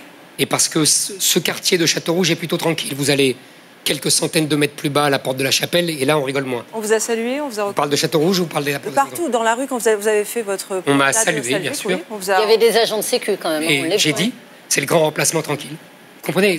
Oui, mais ma question n'est pas seulement la violence. C'est quoi le grand remplacement? C'est très simple. Le grand remplacement, c'est quand une population qui vit là depuis 1000 ans est remplacée par une autre population. Et que cette population était blanche, européenne, chrétienne, et qu'elle est remplacée par une population qui vient d'un autre continent, d'une autre civilisation, d'une autre religion.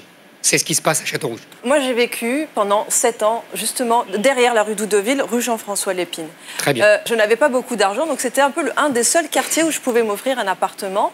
Et je ne comprends pas, en fait, votre notion de grand remplacement quand on sait que c'est un endroit, c'est un peu un ghetto, où il y a toute une population défavorisée. Excusez-moi. Et en fait, où les Français qui ont de l'argent ne veulent pas y vivre. Et pourquoi ils ne veulent pas y Parce vivre? qu'il n'y a que des pauvres. Non. Je veux dire, pour moi, le grand remplacement, ça sera quand les immigrés blancs et noirs habiteront tous dans un loft dans le 6e. Non, madame. Là, je me dirais, c'est ça le grand remplacement. Non, mais là, là, c'est vous dans un quartier pauvre où personne ne veut vivre. Vous voulez vivre aujourd'hui là-bas? C'est faux. Vous voulez vivre là-bas ou pas aujourd'hui? Non. Pourquoi les gens qui vivaient avant ne veulent plus vivre là? C'est pas parce qu'il y a des pauvres et il y a des riches. C'est parce qu'il y a des gens qui vivent à l'africaine et selon les coutumes islamiques et non pas selon les coutumes françaises. C'est pour ça que les gens ont été chassés. C'est pour ça que je dis c'est le grand emplacement tranquille. C'est ce qui se passe partout. Quand il y a une majorité de gens, le nombre. Vous savez, la démographie fait l'histoire, disait Auguste Comte. Raquel. Ce qui me fascine, c'est que vous faites semblant que vous êtes dans une filiation avec ceux qui étaient ici il y a 1000 ans. Mais vous êtes parti de ce grand remplacement. Vous venez d'Afrique. Oui. Vous venez d'Afrique. Vous venez d'ailleurs. C'est une très bonne question, Rachel Garrido. Parce que justement, vous démontrez que ma position n'est pas une position raciale, ethnique, nationale. C'est une réponse culturelle. Moi, je suis venu d'Afrique et je me suis approprié l'histoire de France, la culture de France, le mode de vie français. Ma mère portait des mini-jupes et pas des djellabas. Et mon père n'aurait pas porté non plus les costumes que portaient son grand-père et son arrière-grand-père en Algérie. Natacha.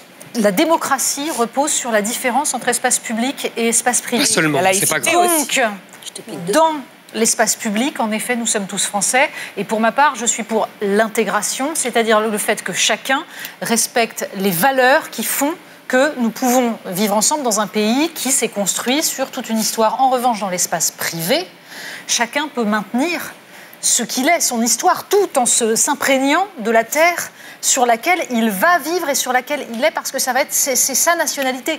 Mais là, encore une fois, on est dans un mouvement qui intègre les deux. Et c'est ça qui fait, aujourd'hui, la richesse de la France. Ce n'est pas seulement l'effacement absolu. Vous ne faites pas de différence entre espace public et espace privé. C'est ça qui me Vous êtes mûr pour prendre votre carte à SOS Racisme, je vous félicite. J'adore votre parce que là, non, mais parce que là, c'est stalinien, non, pas du tout. On n'est pas d'accord avec vous, on est dans le camp adverse. Vous ne savez pas penser la dialectique, c'est quand même dommage. Non, vous êtes l'idiot utile des multiculturalistes. Mais oui, alors cette phrase-là est une phrase, en effet, qui permet de façon totalement stalinienne d'interdire la nuance, Éric. Et pourquoi? Non, mais votre nuance est une fausse nuance. C'est une soumission, votre nuance. Voilà, et je vais vous expliquer pourquoi en 2 mots. Qui a dit qu'on n'avait pas le droit dans l'espace privé de faire ce qu'on veut? C'est pas moi. Évidemment que dans l'espace privé, on fait ce qu'on veut. C'est pas ce que je dis. Aujourd'hui, il y a une occupation de l'espace public. Mais on peut par une religion et par une autre. Laissez-moi répondre. Écoutez, enfin, c'est insupportable. Vous ne laissez jamais finir. Alors j'aimerais bien pouvoir répondre. Écoutez, calmez-vous. Non, je m'énerve parce que vous êtes énervante. J'aimerais bien qu'on puisse répondre. Parce que vous n'êtes pas l'institut et je ne suis pas l'élève, Natacha. Ok. Il faut se calmer. Non, je me calme pas parce que votre ton d'institutrice, j'en ai jusque là. Ok. En gros, alors vous ne me coupez pas la parole. Quand on parle sur le même ton que vous, ça vous êtes insupportable. C'est facile. Alors écoutez-moi, je réponds. En plus, vous dites n'importe quoi. Parce que l'espace public aujourd'hui est occupé par une religion et par une civilisation étrangère qui impose à tous un mode de vie. Donc quand vous dites l'espace public, on est français, l'espace privé, on fait ce qu'on veut, c'est pas ce qui arrive aujourd'hui. Aujourd'hui, l'espace public n'est plus français dans des tas d'endroits. Donc c'est ce que j'appelle une colonisation. Voilà, Absatou. Moi, j'ai entendu... Le grand remplacement, Absatou. Ouais, moi j'ai entendu dire justement qu'il y avait une islamisation de ce quartier... notamment Château-Rouge, dont on parle, quartier que je connais bien, et que M. Zemmour, à mon avis, ne connaît pas. Parce qu'il y a beaucoup de femmes... Vous n'étiez pas né que j'y étais. Je vais vous répondre. Il y a une communauté noire qui semble gêner M. Zemmour, qui est plutôt congolaise. Ils ne sont pas musulmans. Ils sont chrétiens, catholiques, mais ils ne sont pas musulmans. Vous avez tous ces commerçants juifs qui sont là-bas, qui sont ravis de vivre avec ces gens. Il y en a plus. Moi, j'ai des clients là-bas, donc je vous le dis, il y a plein de commerçants juifs qui sont là-bas. Il y a les nouveaux commerçants nigérians. Les Nigérians ne sont pas tous musulmans. Il y a d'ailleurs... Non, mais il y en a beaucoup. Non, pas souvent. Il y a beaucoup de gens nigérians qui ne sont pas des musulmans. Moi, je voudrais juste poser une question sur cette société multiculturelle que vous ne voulez pas voir. Dans cette société multiculturelle, ces gens noirs de toute origine que vous voyez là, ils font tous les jobs dont personne ne veut. C'est eux qui nettoient les poubelles le matin, que vous le vouliez ou pas. Allez vous balader dans les rues de Paris. C'est eux qui construisent les rues, vous savez, au marteau-piqueur à 6 h du matin. C'est ces gens-là qui sont partie intégrante de la France, que la France est allée chercher à un certain moment, parce que ça a intéressé la France d'aller chercher toute cette main-d'œuvre. Là, ça dérangeait personne.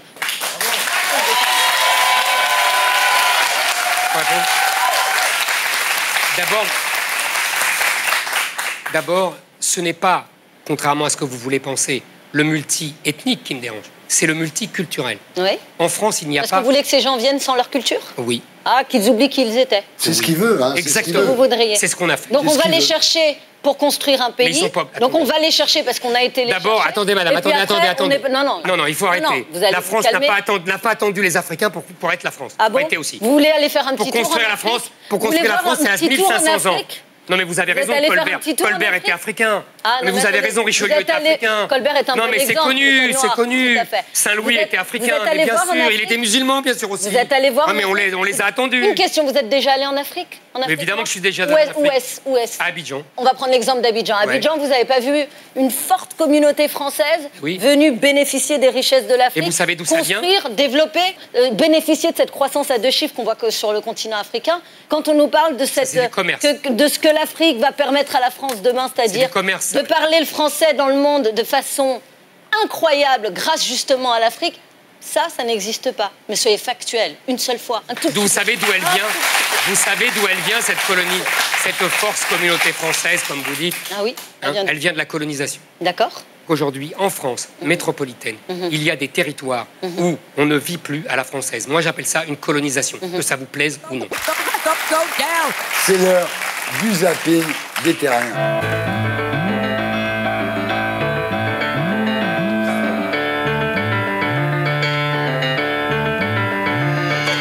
Et voilà, chaque semaine, nous vous proposons le tour du monde des images les plus ovniesques. Le principe est simple, on vous montre une vidéo, vous réagissez après, c'est tout con. J'ai pas compris. Direction la Russie, Magnéto Didier.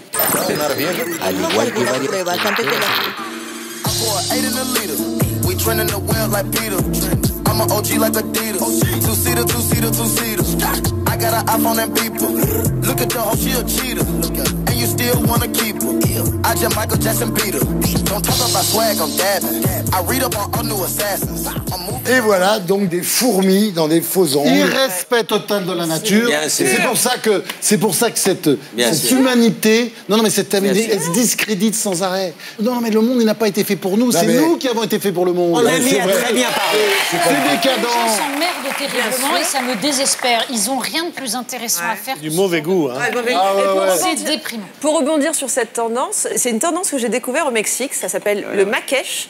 C'est un vrai scarabée sur lequel on colle de vraies pierres précieuses, sur lesquelles on met une vraie épingle à nourrice pour en faire une broche vivante. C'est dégueulasse. Non, c'est pour ça que je veux dire. C'est très beau. Non, tu peux pas dire ça, c'est dégueulasse. Je dois préciser quand même que les associations de protection animale ont dénoncé cette pratique, donc la morale est sauve. Cette précision s'imposait. Deuxième vidéo, direction la Chine.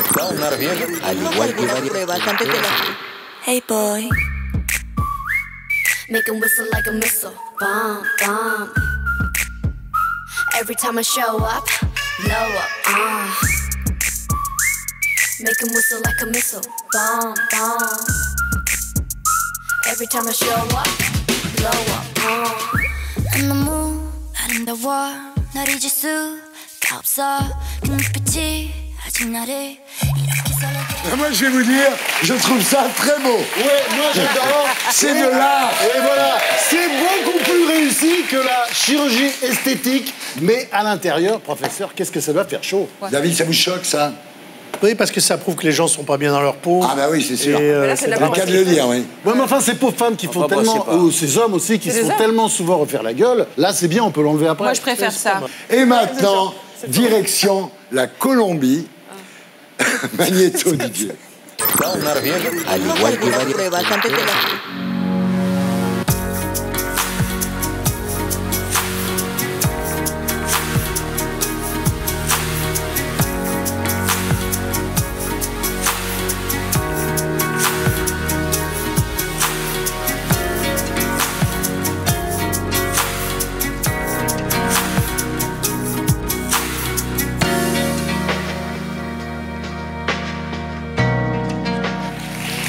Et là, vous êtes tous d'accord avec moi, non? Très beau.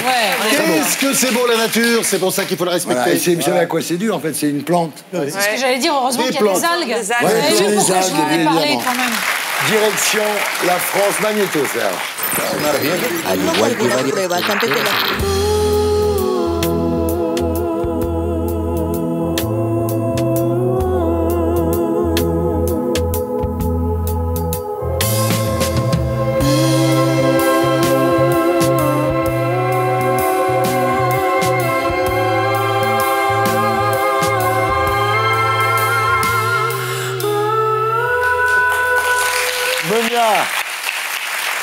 Moi, j'adore cette histoire. J'ai été passionnée par cette histoire cette semaine. Vous savez, en fait, à l'origine, c'est un diplomate turc, le Khalil Bey, qui avait demandé d'avoir un souvenir de sa maîtresse, qui était Constance Kenyo, qui était une danseuse de l'opéra. Et à l'époque, en fait, il voulait pas qu'on reconnaisse son visage. Donc, il voulait un sexto, quoi. Ouais. Donc, en fait, il a demandé à Gustave Courbet de peindre, justement, sa techa, quoi. Enfin, voilà, je suis désolée. Mais ce qui est incroyable, c'est que ce tableau, le Turc l'avait emporté avec lui à Constantinople, et c'était dans ses toilettes, et c'était couvert d'un voile, parce qu'en fait, à l'époque, nous aujourd'hui on voit tous ces tableaux comme de l'art, mais à l'époque c'était du YouPorn. Mais ce qui est encore plus dingue, c'est que le public français n'a pu découvrir l'origine du monde qu'en 1995, et quand c'est arrivé au musée d'Orsay, ils ont dû mettre un vigile à côté du tableau, tellement les gens étaient choqués par le réalisme du tableau, et en fait on avait peur que les gens détruisent le tableau. Je crois qu'il est interdit sur Facebook. Et sur Facebook, quand tu le postes, je trouve ça fascinant. Il y avait dans toutes les bibliothèques, chez tout le monde, ce qu'on appelait des interdits, c'est-à-dire qu'ils planquaient les bouquins avec des dessins. Parce que justement, ils n'avaient pas les outils technologiques qu'il y a aujourd'hui, ils n'avaient pas les magazines, ils n'avaient pas les vidéos, donc bien sûr. Et tu sais à qui appartenait le tableau? A toujours eu les mêmes envies. À qui appartenait le tableau? À qui appartenait le tableau? À Lacan, bien sûr. Jacques Lacan qui l'a eu longtemps. Ah, c'est Lacan qui l'avait. Ah, la gonzesse, elle ne connaissait pas l'esthéticienne, hein? Non, mais à l'époque, il n'y avait pas Body Minute. Oh non, mais ça suffit, là, votre... C'est bien, là, on tient croisade anti-poil. Parce que vous n'êtes pas épilé. Ah non. Ah non, mais Raquel, j'ai peur, attendez. Raquel, j'ai peur de comprendre. Pardon, mais moi je préfère quand Raquel parle des insoumis. Hein. Vraiment, je préfère. Je suis pas d'accord, moi, non, mais et je suis étonné qu'un homme de votre génération et même de ma génération ne regardiez pas tout ça avec nostalgie. Je te soutiens complètement. Et ah bon, vous êtes pour les poils? Délibérément. Mais ça, c'est intéressant. Ça, c'est un débat. Bien sûr. Franck, est-ce que vous préférez les femmes épilées ou poilues? Oh, poilu. Les hommes, poilu, moi, bien sûr. Attendez, le truc le plus excitant qui soit, d'ailleurs, je dois dire, c'est... J'adore les bras. Et j'adore quand les gens ont des poils sur les bras. Non, j'adore quand la femme a un peu de poils sur le bras. Je trouve vous êtes homosexuel. Extrêmement excitant. Direction les États-Unis. Magnéto, Serge.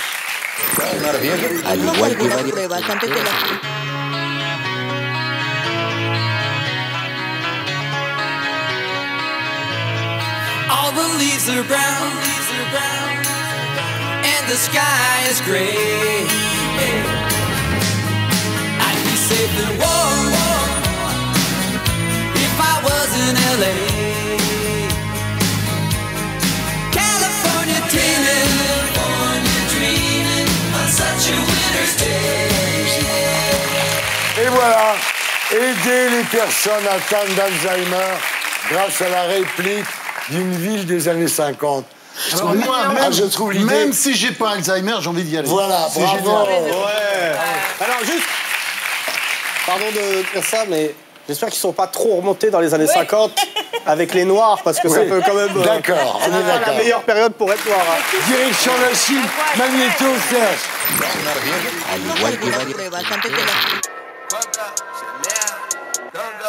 Hey， 以前我什么都买不起，但现在根本就不觉得贵。睁大了眼睛看清楚衣服的 logo 上有两个 say Chanel Chanel Chanel Chanel Chanel Chanel Chanel Chanel。以前我什么都买不起，但现在根本就不觉得贵。睁大了眼睛看清楚衣服的 logo 上有两个 say Chanel Chanel Chanel Chanel Chanel Chanel。J'ai les jambes qui planchent. J'ai les jambes qui planchent. Rien que de le regarder. Ça devrait être interdit tout le monde. Non, il n'y a pas d'interdit. Il y a des limites. Il y a des limites. Bellatar sort de ce corps. Tu ne touches pas au forain. Attention, les images qui vont suivre peuvent être choquantes. Magnéto, Serge.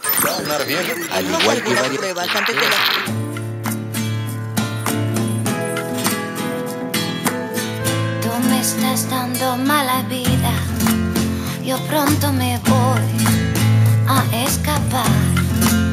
Gitana mía, por lo menos date cuenta. Gitana mía, por favor. Ah ouais, là je dois dire c'est fort. Hein. Ouais, c'est dégueulasse, mais c'est ce qui se passe dans tous les abattoirs, en France notamment, quand on égorge les animaux sans les étourdir. Hein. Il y a une grande partie des bovins, à peu près entre 50 et 60%, qui sont tués comme ça.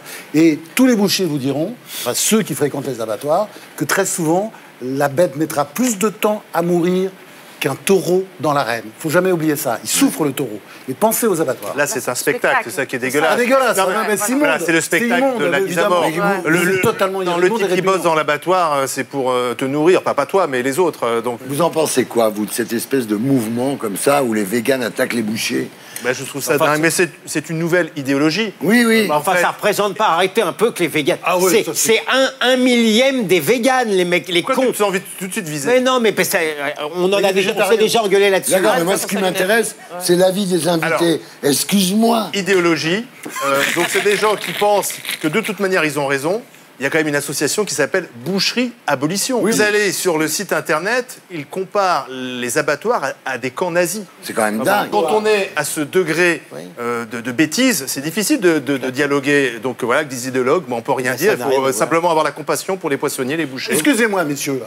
Parce que moi, je suis concerné par ces véganes. Je trouve ça atroce, parce que comme j'ai William, d'ailleurs, je suis végétarien, donc ils salissent la cause, évidemment. Donc je leur dis d'arrêter, je les supplie, parce que c'est... Mais en même temps, il y a une autre réalité. C'est-à-dire, je pense qu'il est possible d'élever bien les animaux, de les tuer bien, et on le fait pas en France. Et c'est ça le sujet. Non mais arrêtez. Mais non, les hypocrites, il faut arrêter ça. Mais c'est une honte. Est-ce que tu peux faire preuve d'un peu de discernement? C'est-à-dire, tu mets les grandes enseignes, les industriels et les éleveurs, et tout le monde se retrouve dans le même sac. Je fais pas ça. Mais si, je dis le contraire, mais t'as pas écouté. Mais si, réfléchir. Alors, direction les Maldives, Magnéto, Serge.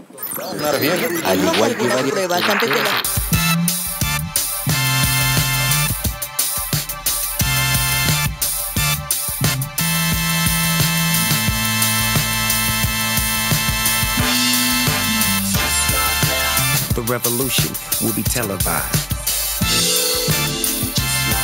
And the pollution from the ocean, now with devotion. Push peace and keep it in motion.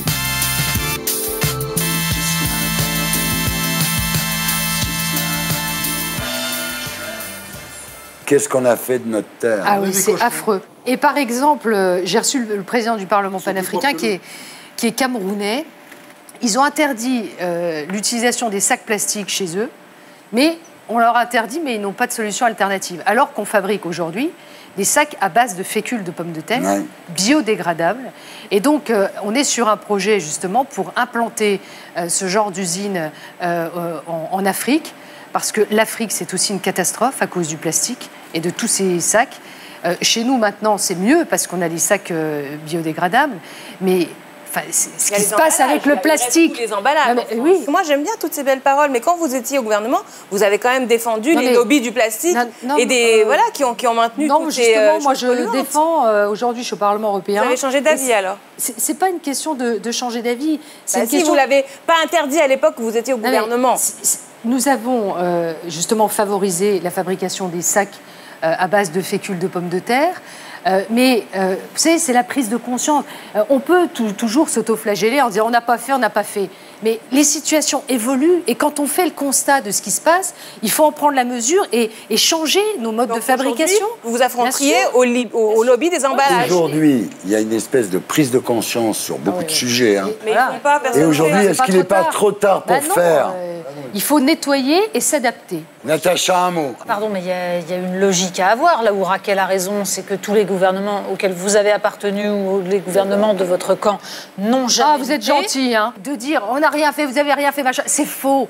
On fait jamais assez. C'est pas que c'est faux, c'est que c'est inutile surtout. C'est inutile de savoir qu'il y a encore totalement des liens entre les partis de droite et la FNSEA dans sa version la plus industrialiste, et que donc c'est bien gentil de venir pleurer sur l'environnement, mais que le jour où ces gens-là seront aux affaires, eh bien, ils retisseront ces liens qui sont d'ailleurs aussi tissés par Emmanuel Macron. Non, mais ce qui est extraordinaire dans cette histoire, c'est que vous remontez à 10 ans en France et qu'on voit que les Maldives, qui sont en principe des îles merveilleuses, ont transformé une île en dépotoir nauséabond et on n'en parle pas. C'est quand même incroyable, cette maladie-là. Alors, direction la France. Magnéto. La puissance, gros c'est la puissance, c'est la puissance, la puissance.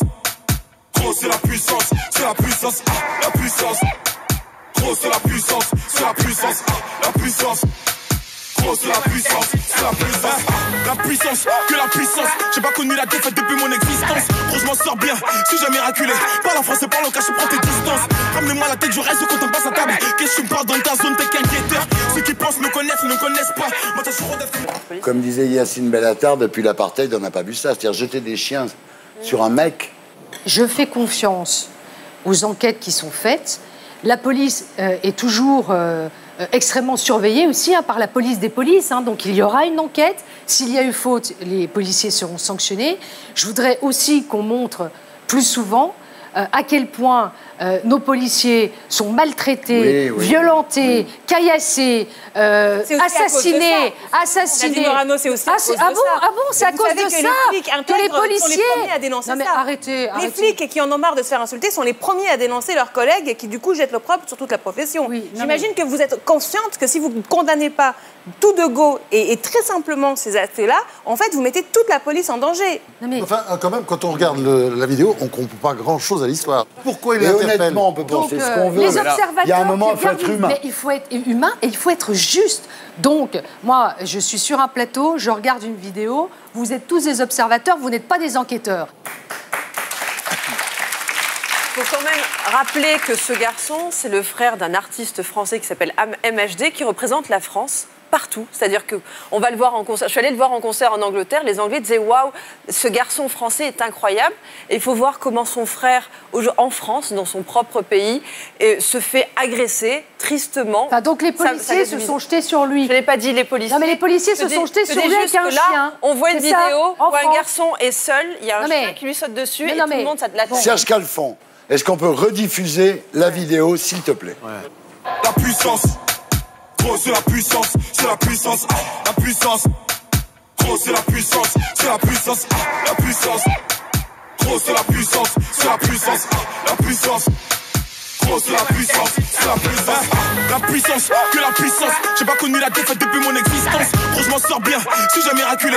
Parle en français, parle en cash, prends tes distances. Ramenez-moi la tête, je reste quand on passe à table. Qu'est-ce que tu me parles dans ta zone, t'es qu'un guetteur. Ceux qui pensent me connaissent, ne connaissent pas. Moi t'as toujours d'être une pas qui de vous le mettez à la fin de la vidéo, une enquête est en cours. Donc moi, j'attends le résultat de l'enquête. Mais moi, je ne sais pas, je n'y suis pas. Les images doivent être décortiquées, c'est l'objet d'une enquête. On ne peut pas comme ça porter un jugement à l'emporte-pièce. On ne peut être que d'accord avec ce que vous dites. C'est tout. Direction les États-Unis, Magnéto, Serge. There's a limit to your love.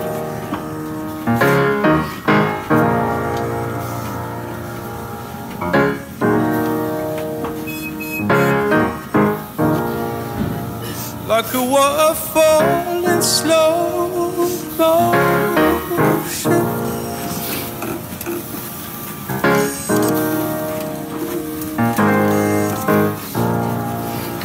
Like a map with no ocean. Et voilà. Donc, si vous donnez vos organes, vous serez une star dans l'hôpital. Est-ce que ça suffit? Est-ce que c'est assez motivant? Pourquoi pas? Moi, je prendrais bien le foie. Ah non, c'est le foie, c'est moi. Qui veut le cœur? Moi. Qu'est-ce que vous voulez que je vous donne? Les seins, ils ont été...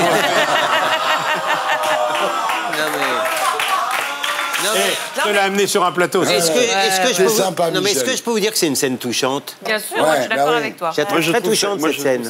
Moi je trouve que c'est la marque de la civilisation. Vous savez, on est sorti de la préhistoire, on est entré dans l'histoire par les rites mortuaires. Les personnes qui se font enlever comme cet homme des dizaines d'organes, ils ne sont pas les mêmes physiquement pour la cérémonie mortuaire classique.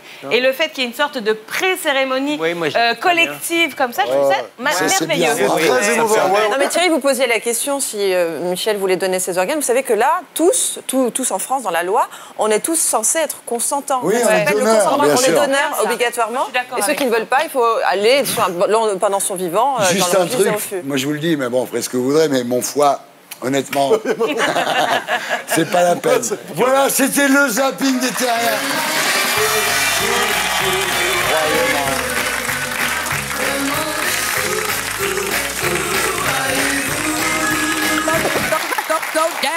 Bon, 2 ans après la loi Vallaud-Belkacem sur la prostitution qui pénalise les clients et qui devait faire reculer l'insécurité, les travailleurs du sexe sont-ils en danger comme jamais? Pour le savoir, direction le Bois de Boulogne, où Pierre Lucia est allé au casse-pipe. Magnéto, Serge.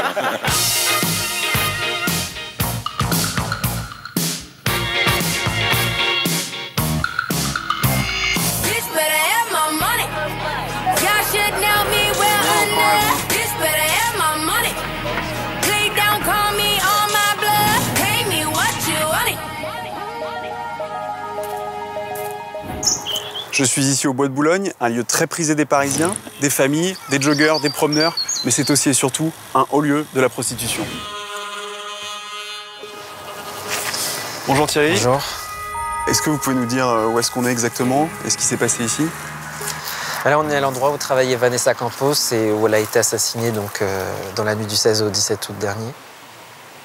Aujourd'hui, on a beaucoup plus de violence qu'avant. Il y a les chiffres de Médecins du Monde qui montrent qu'il y a pratiquement 2 fois plus de signalements d'agression depuis la loi. La loi de 2016 qui pénalise les clients, c'est ça? Oui, l'impact de la pénalisation des clients, ça veut dire, pour pouvoir continuer à maintenir ses revenus, accepter de travailler dans des endroits plus reculés. La nuit, il n'y a plus d'éclairage. Donc c'est beaucoup plus dangereux. Les collègues, elles sont plus loin. C'est-à-dire que Vanessa, elle a beau crier, les collègues, le temps qu'elles arrivent, c'est déjà trop tard. Tant qu'on aura une pénalisation, que ce soit le racolage, les clients, ça va continuer.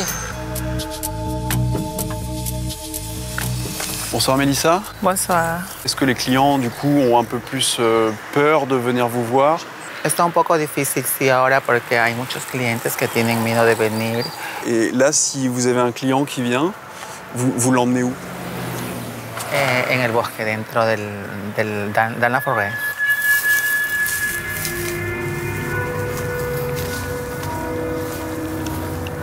Vous n'êtes pas armé, vous avez aucun moyen de défense? Y hay colegas que me han contado que utilizan justamente el gas para poder defenderse, pero yo en lo personal no tengo nada, no utilizo nada. J'ai un message pour toi. J'ai un message pour toi. Vous avez un message? C'est pas grave.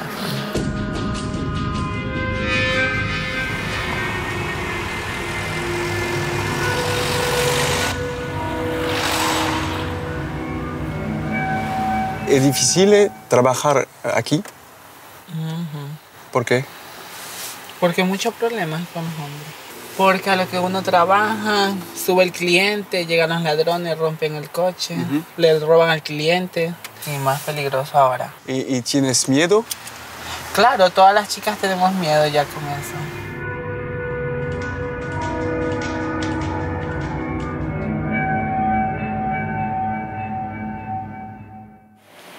Quel pays de merde, franchement. Je ne dirais pas Où comme on ça. ferme les bordels et on oblige les gens à vivre ça, Pierre, non? Non, mais... C'est ce que dit la dernière personne qui intervient. Toutes les filles ont peur ici. Ce que m'ont raconté ces filles de leur quotidien, c'est tout simplement glaçant. Au quotidien, c'est des insultes, c'est des agressions, des tentatives d'agression, parfois en bande, au couteau. C'est des prostituées et leurs clients qui sont tout simplement dépouillés. C'est leurs camionnettes qui sont vandalisées, des pare-brises qui sont fracassés à coups de barres de fer ou de jets de pierre. Comment en est-on arrivé là, à ce degré d'insécurité-là, et surtout pourquoi? Eh bien, tous les témoignages que j'ai pu recueillir ce jour-là me conduisent à penser que justement la loi de 2016 que vous évoquiez à l'instant a eu des effets inverses aux effets escomptés, c'est-à-dire la loi qui voulait pénaliser les clients pour mieux protéger les prostituées.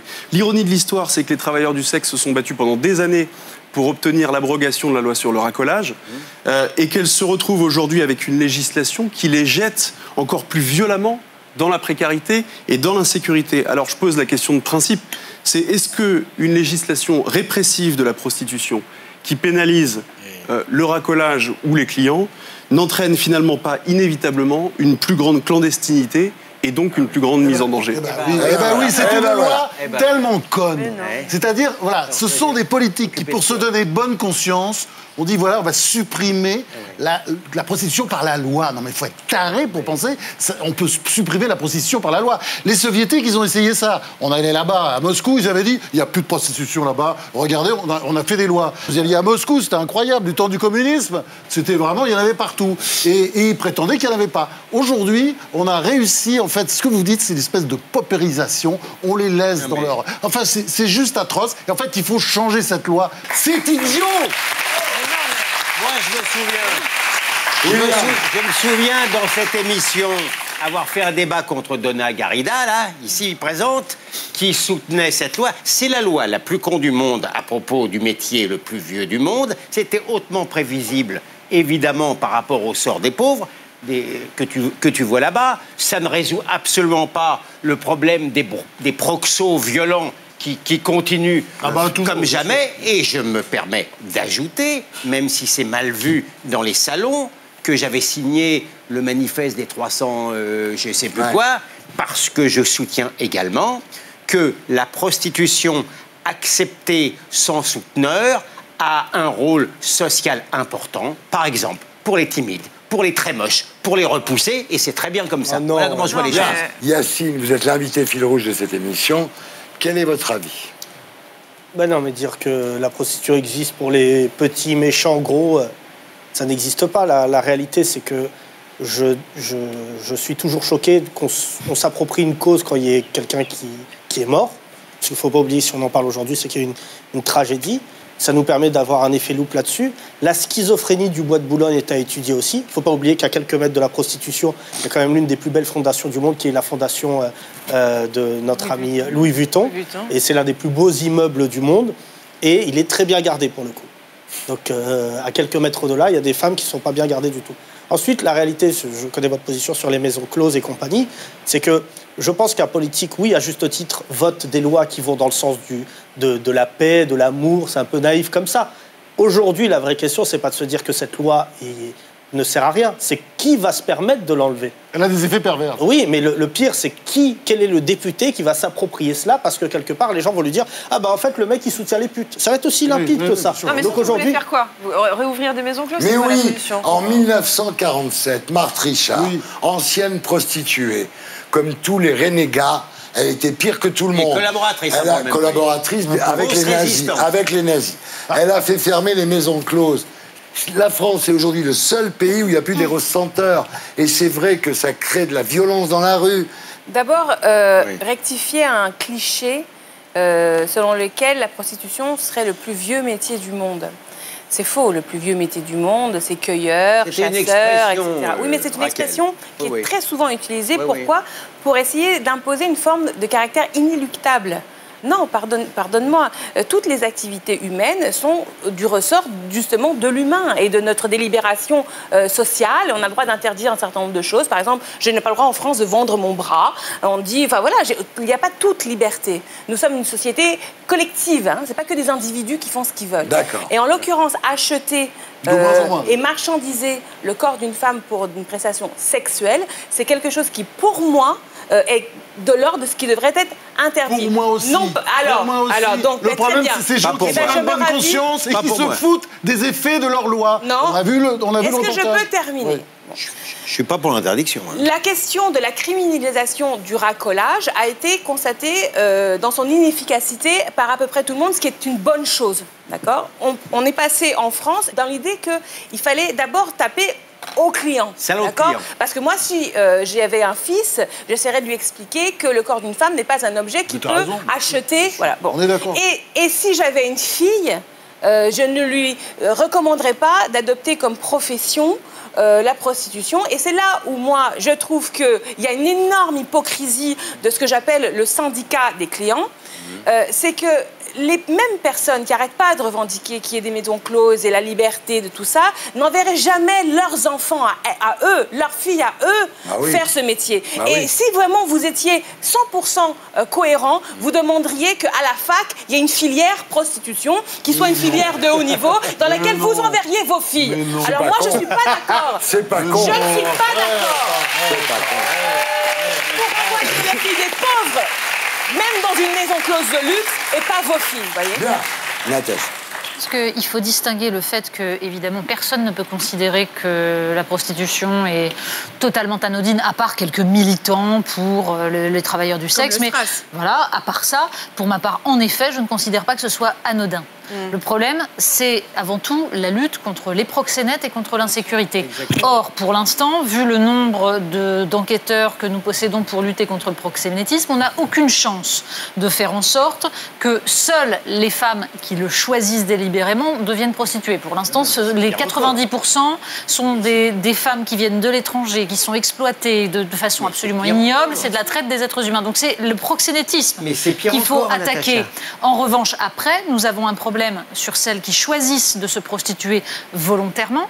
Notre société est fondée sur le libre arbitre. Il y a donc des limites au libre arbitre des individus. Simplement, la question est de savoir où nous mettons ces limites. Et en l'occurrence, tu as beaucoup de femmes qui, pour des raisons, alors tu peux aller explorer leur psychologie, tu peux estimer qu'elles ont été pas bien éduquées, etc., mais qui choisissent de se prostituer, certaines parce qu'elles sont pauvres, d'autres parce qu'elles veulent se payer des tas de choses. Il y a eu pendant des siècles des demi-mondaines qui essayaient comme ça de trouver une situation sociale.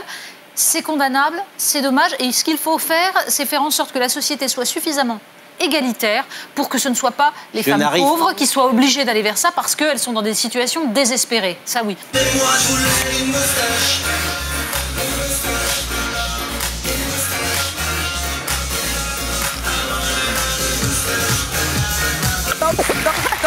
Et maintenant, c'est l'heure des terriens de Tanguy Passion.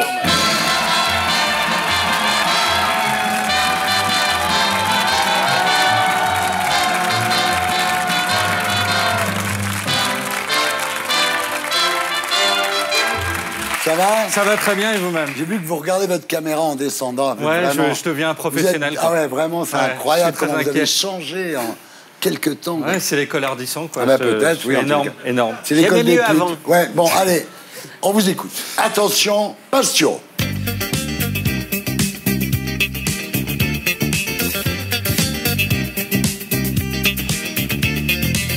Bonsoir.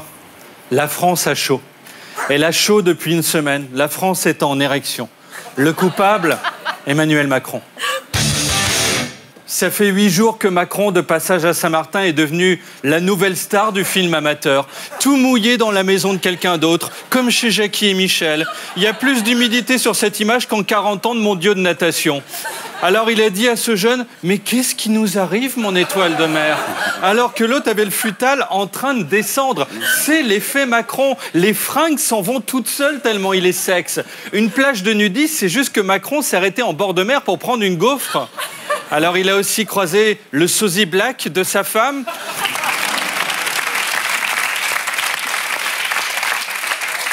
Si Jean-Pierre Foucault traînait Brigitte au Point Soleil et qu'on l'oubliait dans le grille-pain, elle aurait cette tête.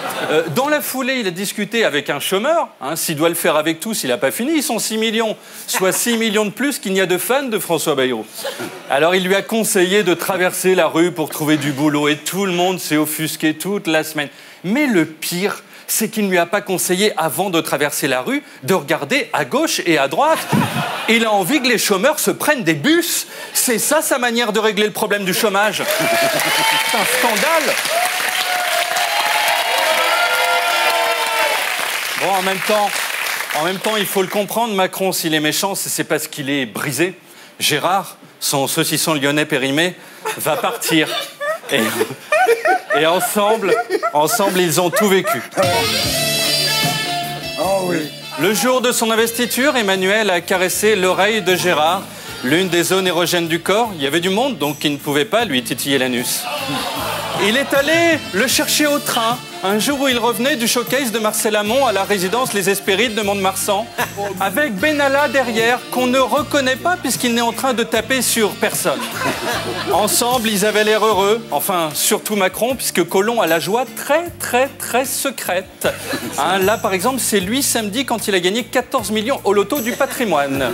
Macron et Collomb, un duo solidaire, même dans les pires heures, puisqu'on les voit ici se soutenir l'un l'autre le jour où Nicole Belloubet, à droite de Collomb, ce qui n'est pas facile dans ce gouvernement, avait sacrifié Fifi, son caniche, pour en faire un manteau. Mais Collomb est un mec d'avenir. Hein, il vise la mairie de Lyon en 2020, ville où il a débuté sa vie politique en 1935. Hein, à l'époque, on pouvait cartonner avec un physique à la Marc Dutroux. Alors, il a connu quand même Charles Hernu, hein, mais aussi Galilée et Clovis. On le voit ici représenté à Lascaux avec l'une des poules d'Emmanuel Macron en érection devant une vachette. Hein, ce qui fait que, par prudence, Lyon n'a jamais été sélectionné pour Interville, bien sûr. Il est si vieux. Mais tout le monde n'est pas comme Collomb à aimer Macron d'un amour pur et platonique. D'autres le détestent. C'est l'heure des macronphobes. Avec Marine Le Pen qui a fait la fête de la Pologne, appelée aussi fête des blonds. Là, si un black entre, une alarme sonne et le service de sécurité le fout dehors, à part le sosie antillais de Brigitte. Là, donc, ça passe. Florian Philippot, lui, a fêté les 1 an de son parti Les Patriotes, ou les 1 membre des Patriotes, on ne sait pas. Il a eu un gâteau Picard dans sa barquette avec 2 bougies chinoises, hein, sur lesquelles, désespéré, il s'est empalé. Maintenant, c'est un dragon. Martine Aubry, maire de Lille, a félicité une championne de boxe en venant se foutre sous son aisselle, juste après le match. Elle est donc morte. Rachida Dati, à la sortie de la messe, a rencontré Balthazar, le roi mage, et un âne à gauche, hein, on le reconnaît à son pelage. Elle est déjà en train de faire sa crèche pour Noël. Hein, elle a sa liste de cadeaux, 16 000, dont 15 000 petits ensembles. François Hollande, alias Petit Corps Aigri, le slammer de la loose, a lui été décoré par le président ukrainien. Maintenant, il a un collier avec une fleur. S'il enlève tout le reste, il peut refaire Woodstock. Un président à qui il a refilé son bouquin « Les leçons du pouvoir ». L'autre va le lire. S'il applique ce qu'il a écrit, dans 2 semaines, il n'est plus président. Non. Anne Hidalgo, maire de Paris, a inauguré une halle alimentaire de produits bio en circuit court, employant des femmes en réinsertion. Chez les bobos, on appelle ça le tiercé dans l'ordre. Hein. À Paris, les couples de hipsters font l'amour en pensant à cette halle alimentaire.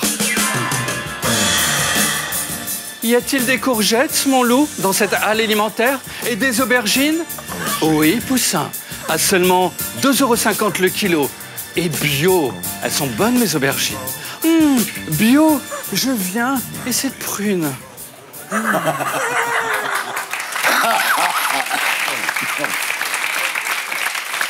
Christiane Taubira. Vous vous souvenez de Christiane Taubira? Oui. Alors elle a tenté de jouer au bowling les yeux bandés cette semaine. Elle a fait tomber 14 passants, dont 12 de droite. Elle a donc aidé les 2 autres à se relever. Enfin, déception, vous en avez parlé. Jean-Luc Mélenchon avait parlé d'un vaccin cubain contre le cancer du poumon. On se disait, super, on va se remettre aux gitanes sans filtre. On va avoir la vie des mecs dans les films de Claude Sautet. Mais il a reconnu avoir parlé trop vite. Il ne contrôle pas sa langue, ce qui ne lui autorise plus que 3 choix de carrière. 1, prostituée au bois de Boulogne, mais enfin il est trop âgé. 2, chanteur de rock, hein, la langue, mais le rock est mort.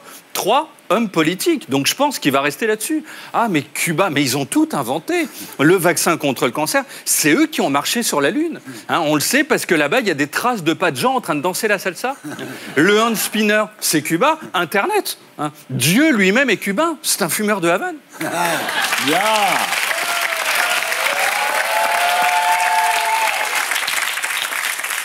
Alors, ils n'ont pas tous eu un poste de ministre, d'autres ont gardé le leur, mais tous continuent à lécher les pompes de Macron parce que sinon, c'est Pôle emploi. Ce sont les macronphiles.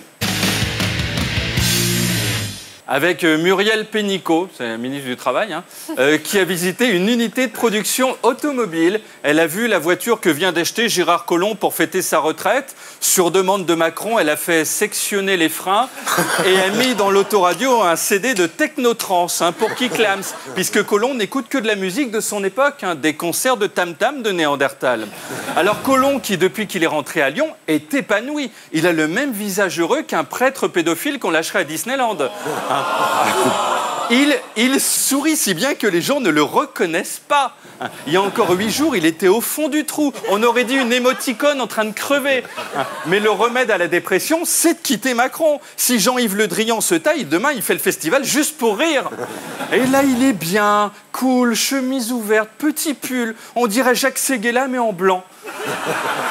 Alors sinon, Ségolène Royal, l'ambassadrice des pôles, là, hein, elle prépare les premières commandes pour les lutins du Père Noël, a dénoncé l'exercice du pouvoir de plus en plus solitaire de Macron. En langage normal, ça signifie Zarma, il m'a toujours pas filé de poste, ce fils de chien. En interview, elle dit préconiser plus de modestie. Royal qui demande de la modestie. C'est comme si François Fillon, il y a 1 an et demi, avait appelé tout le monde à s'habiller chez Célio. Alors sinon, François de Rugy s'est fait élitroyer hein, sur les lieux de la collision entre 2 navires en Méditerranée. Les capitaines jouaient à Candy Crush, boum, accident. Et il est beau notre Rugy. On dirait une andouille pendue chez le boucher.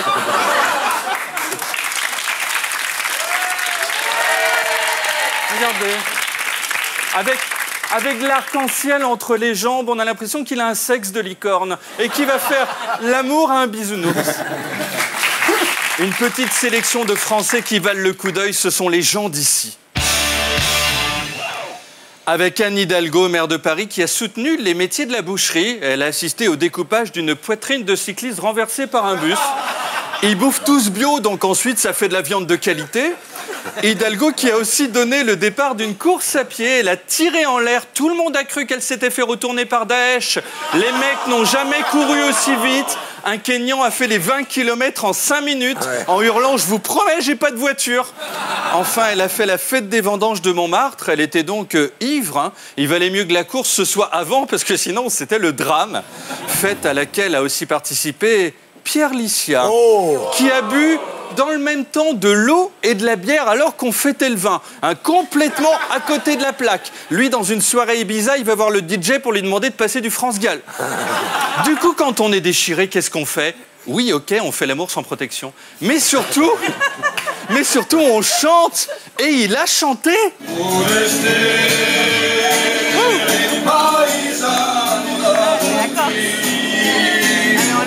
Il a chanté en Corse avec des Corses. Et derrière eux, un décor bucolique, puisque c'était des saucissons qui pendent.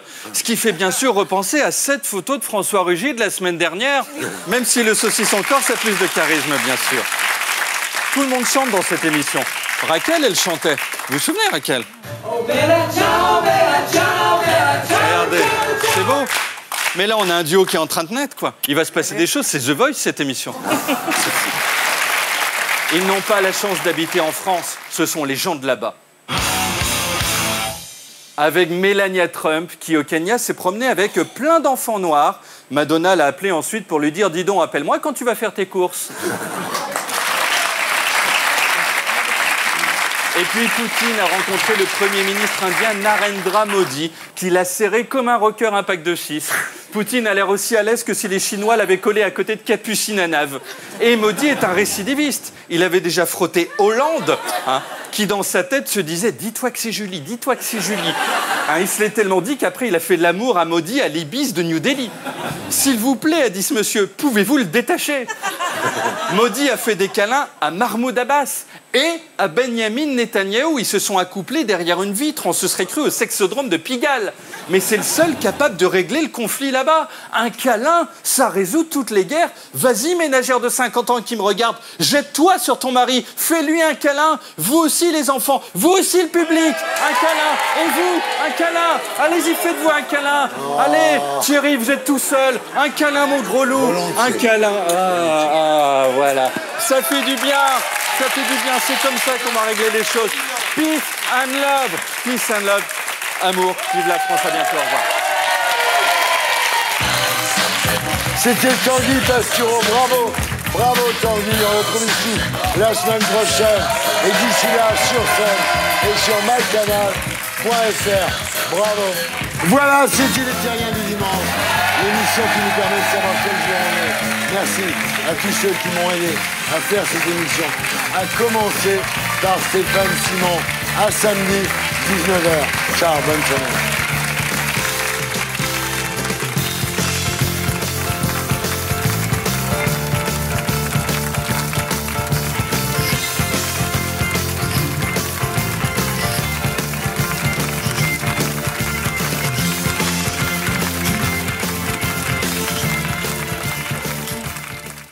Et pour être sûr de ne rien rater de Inarditube, abonnez-vous et mettez un pouce bleu.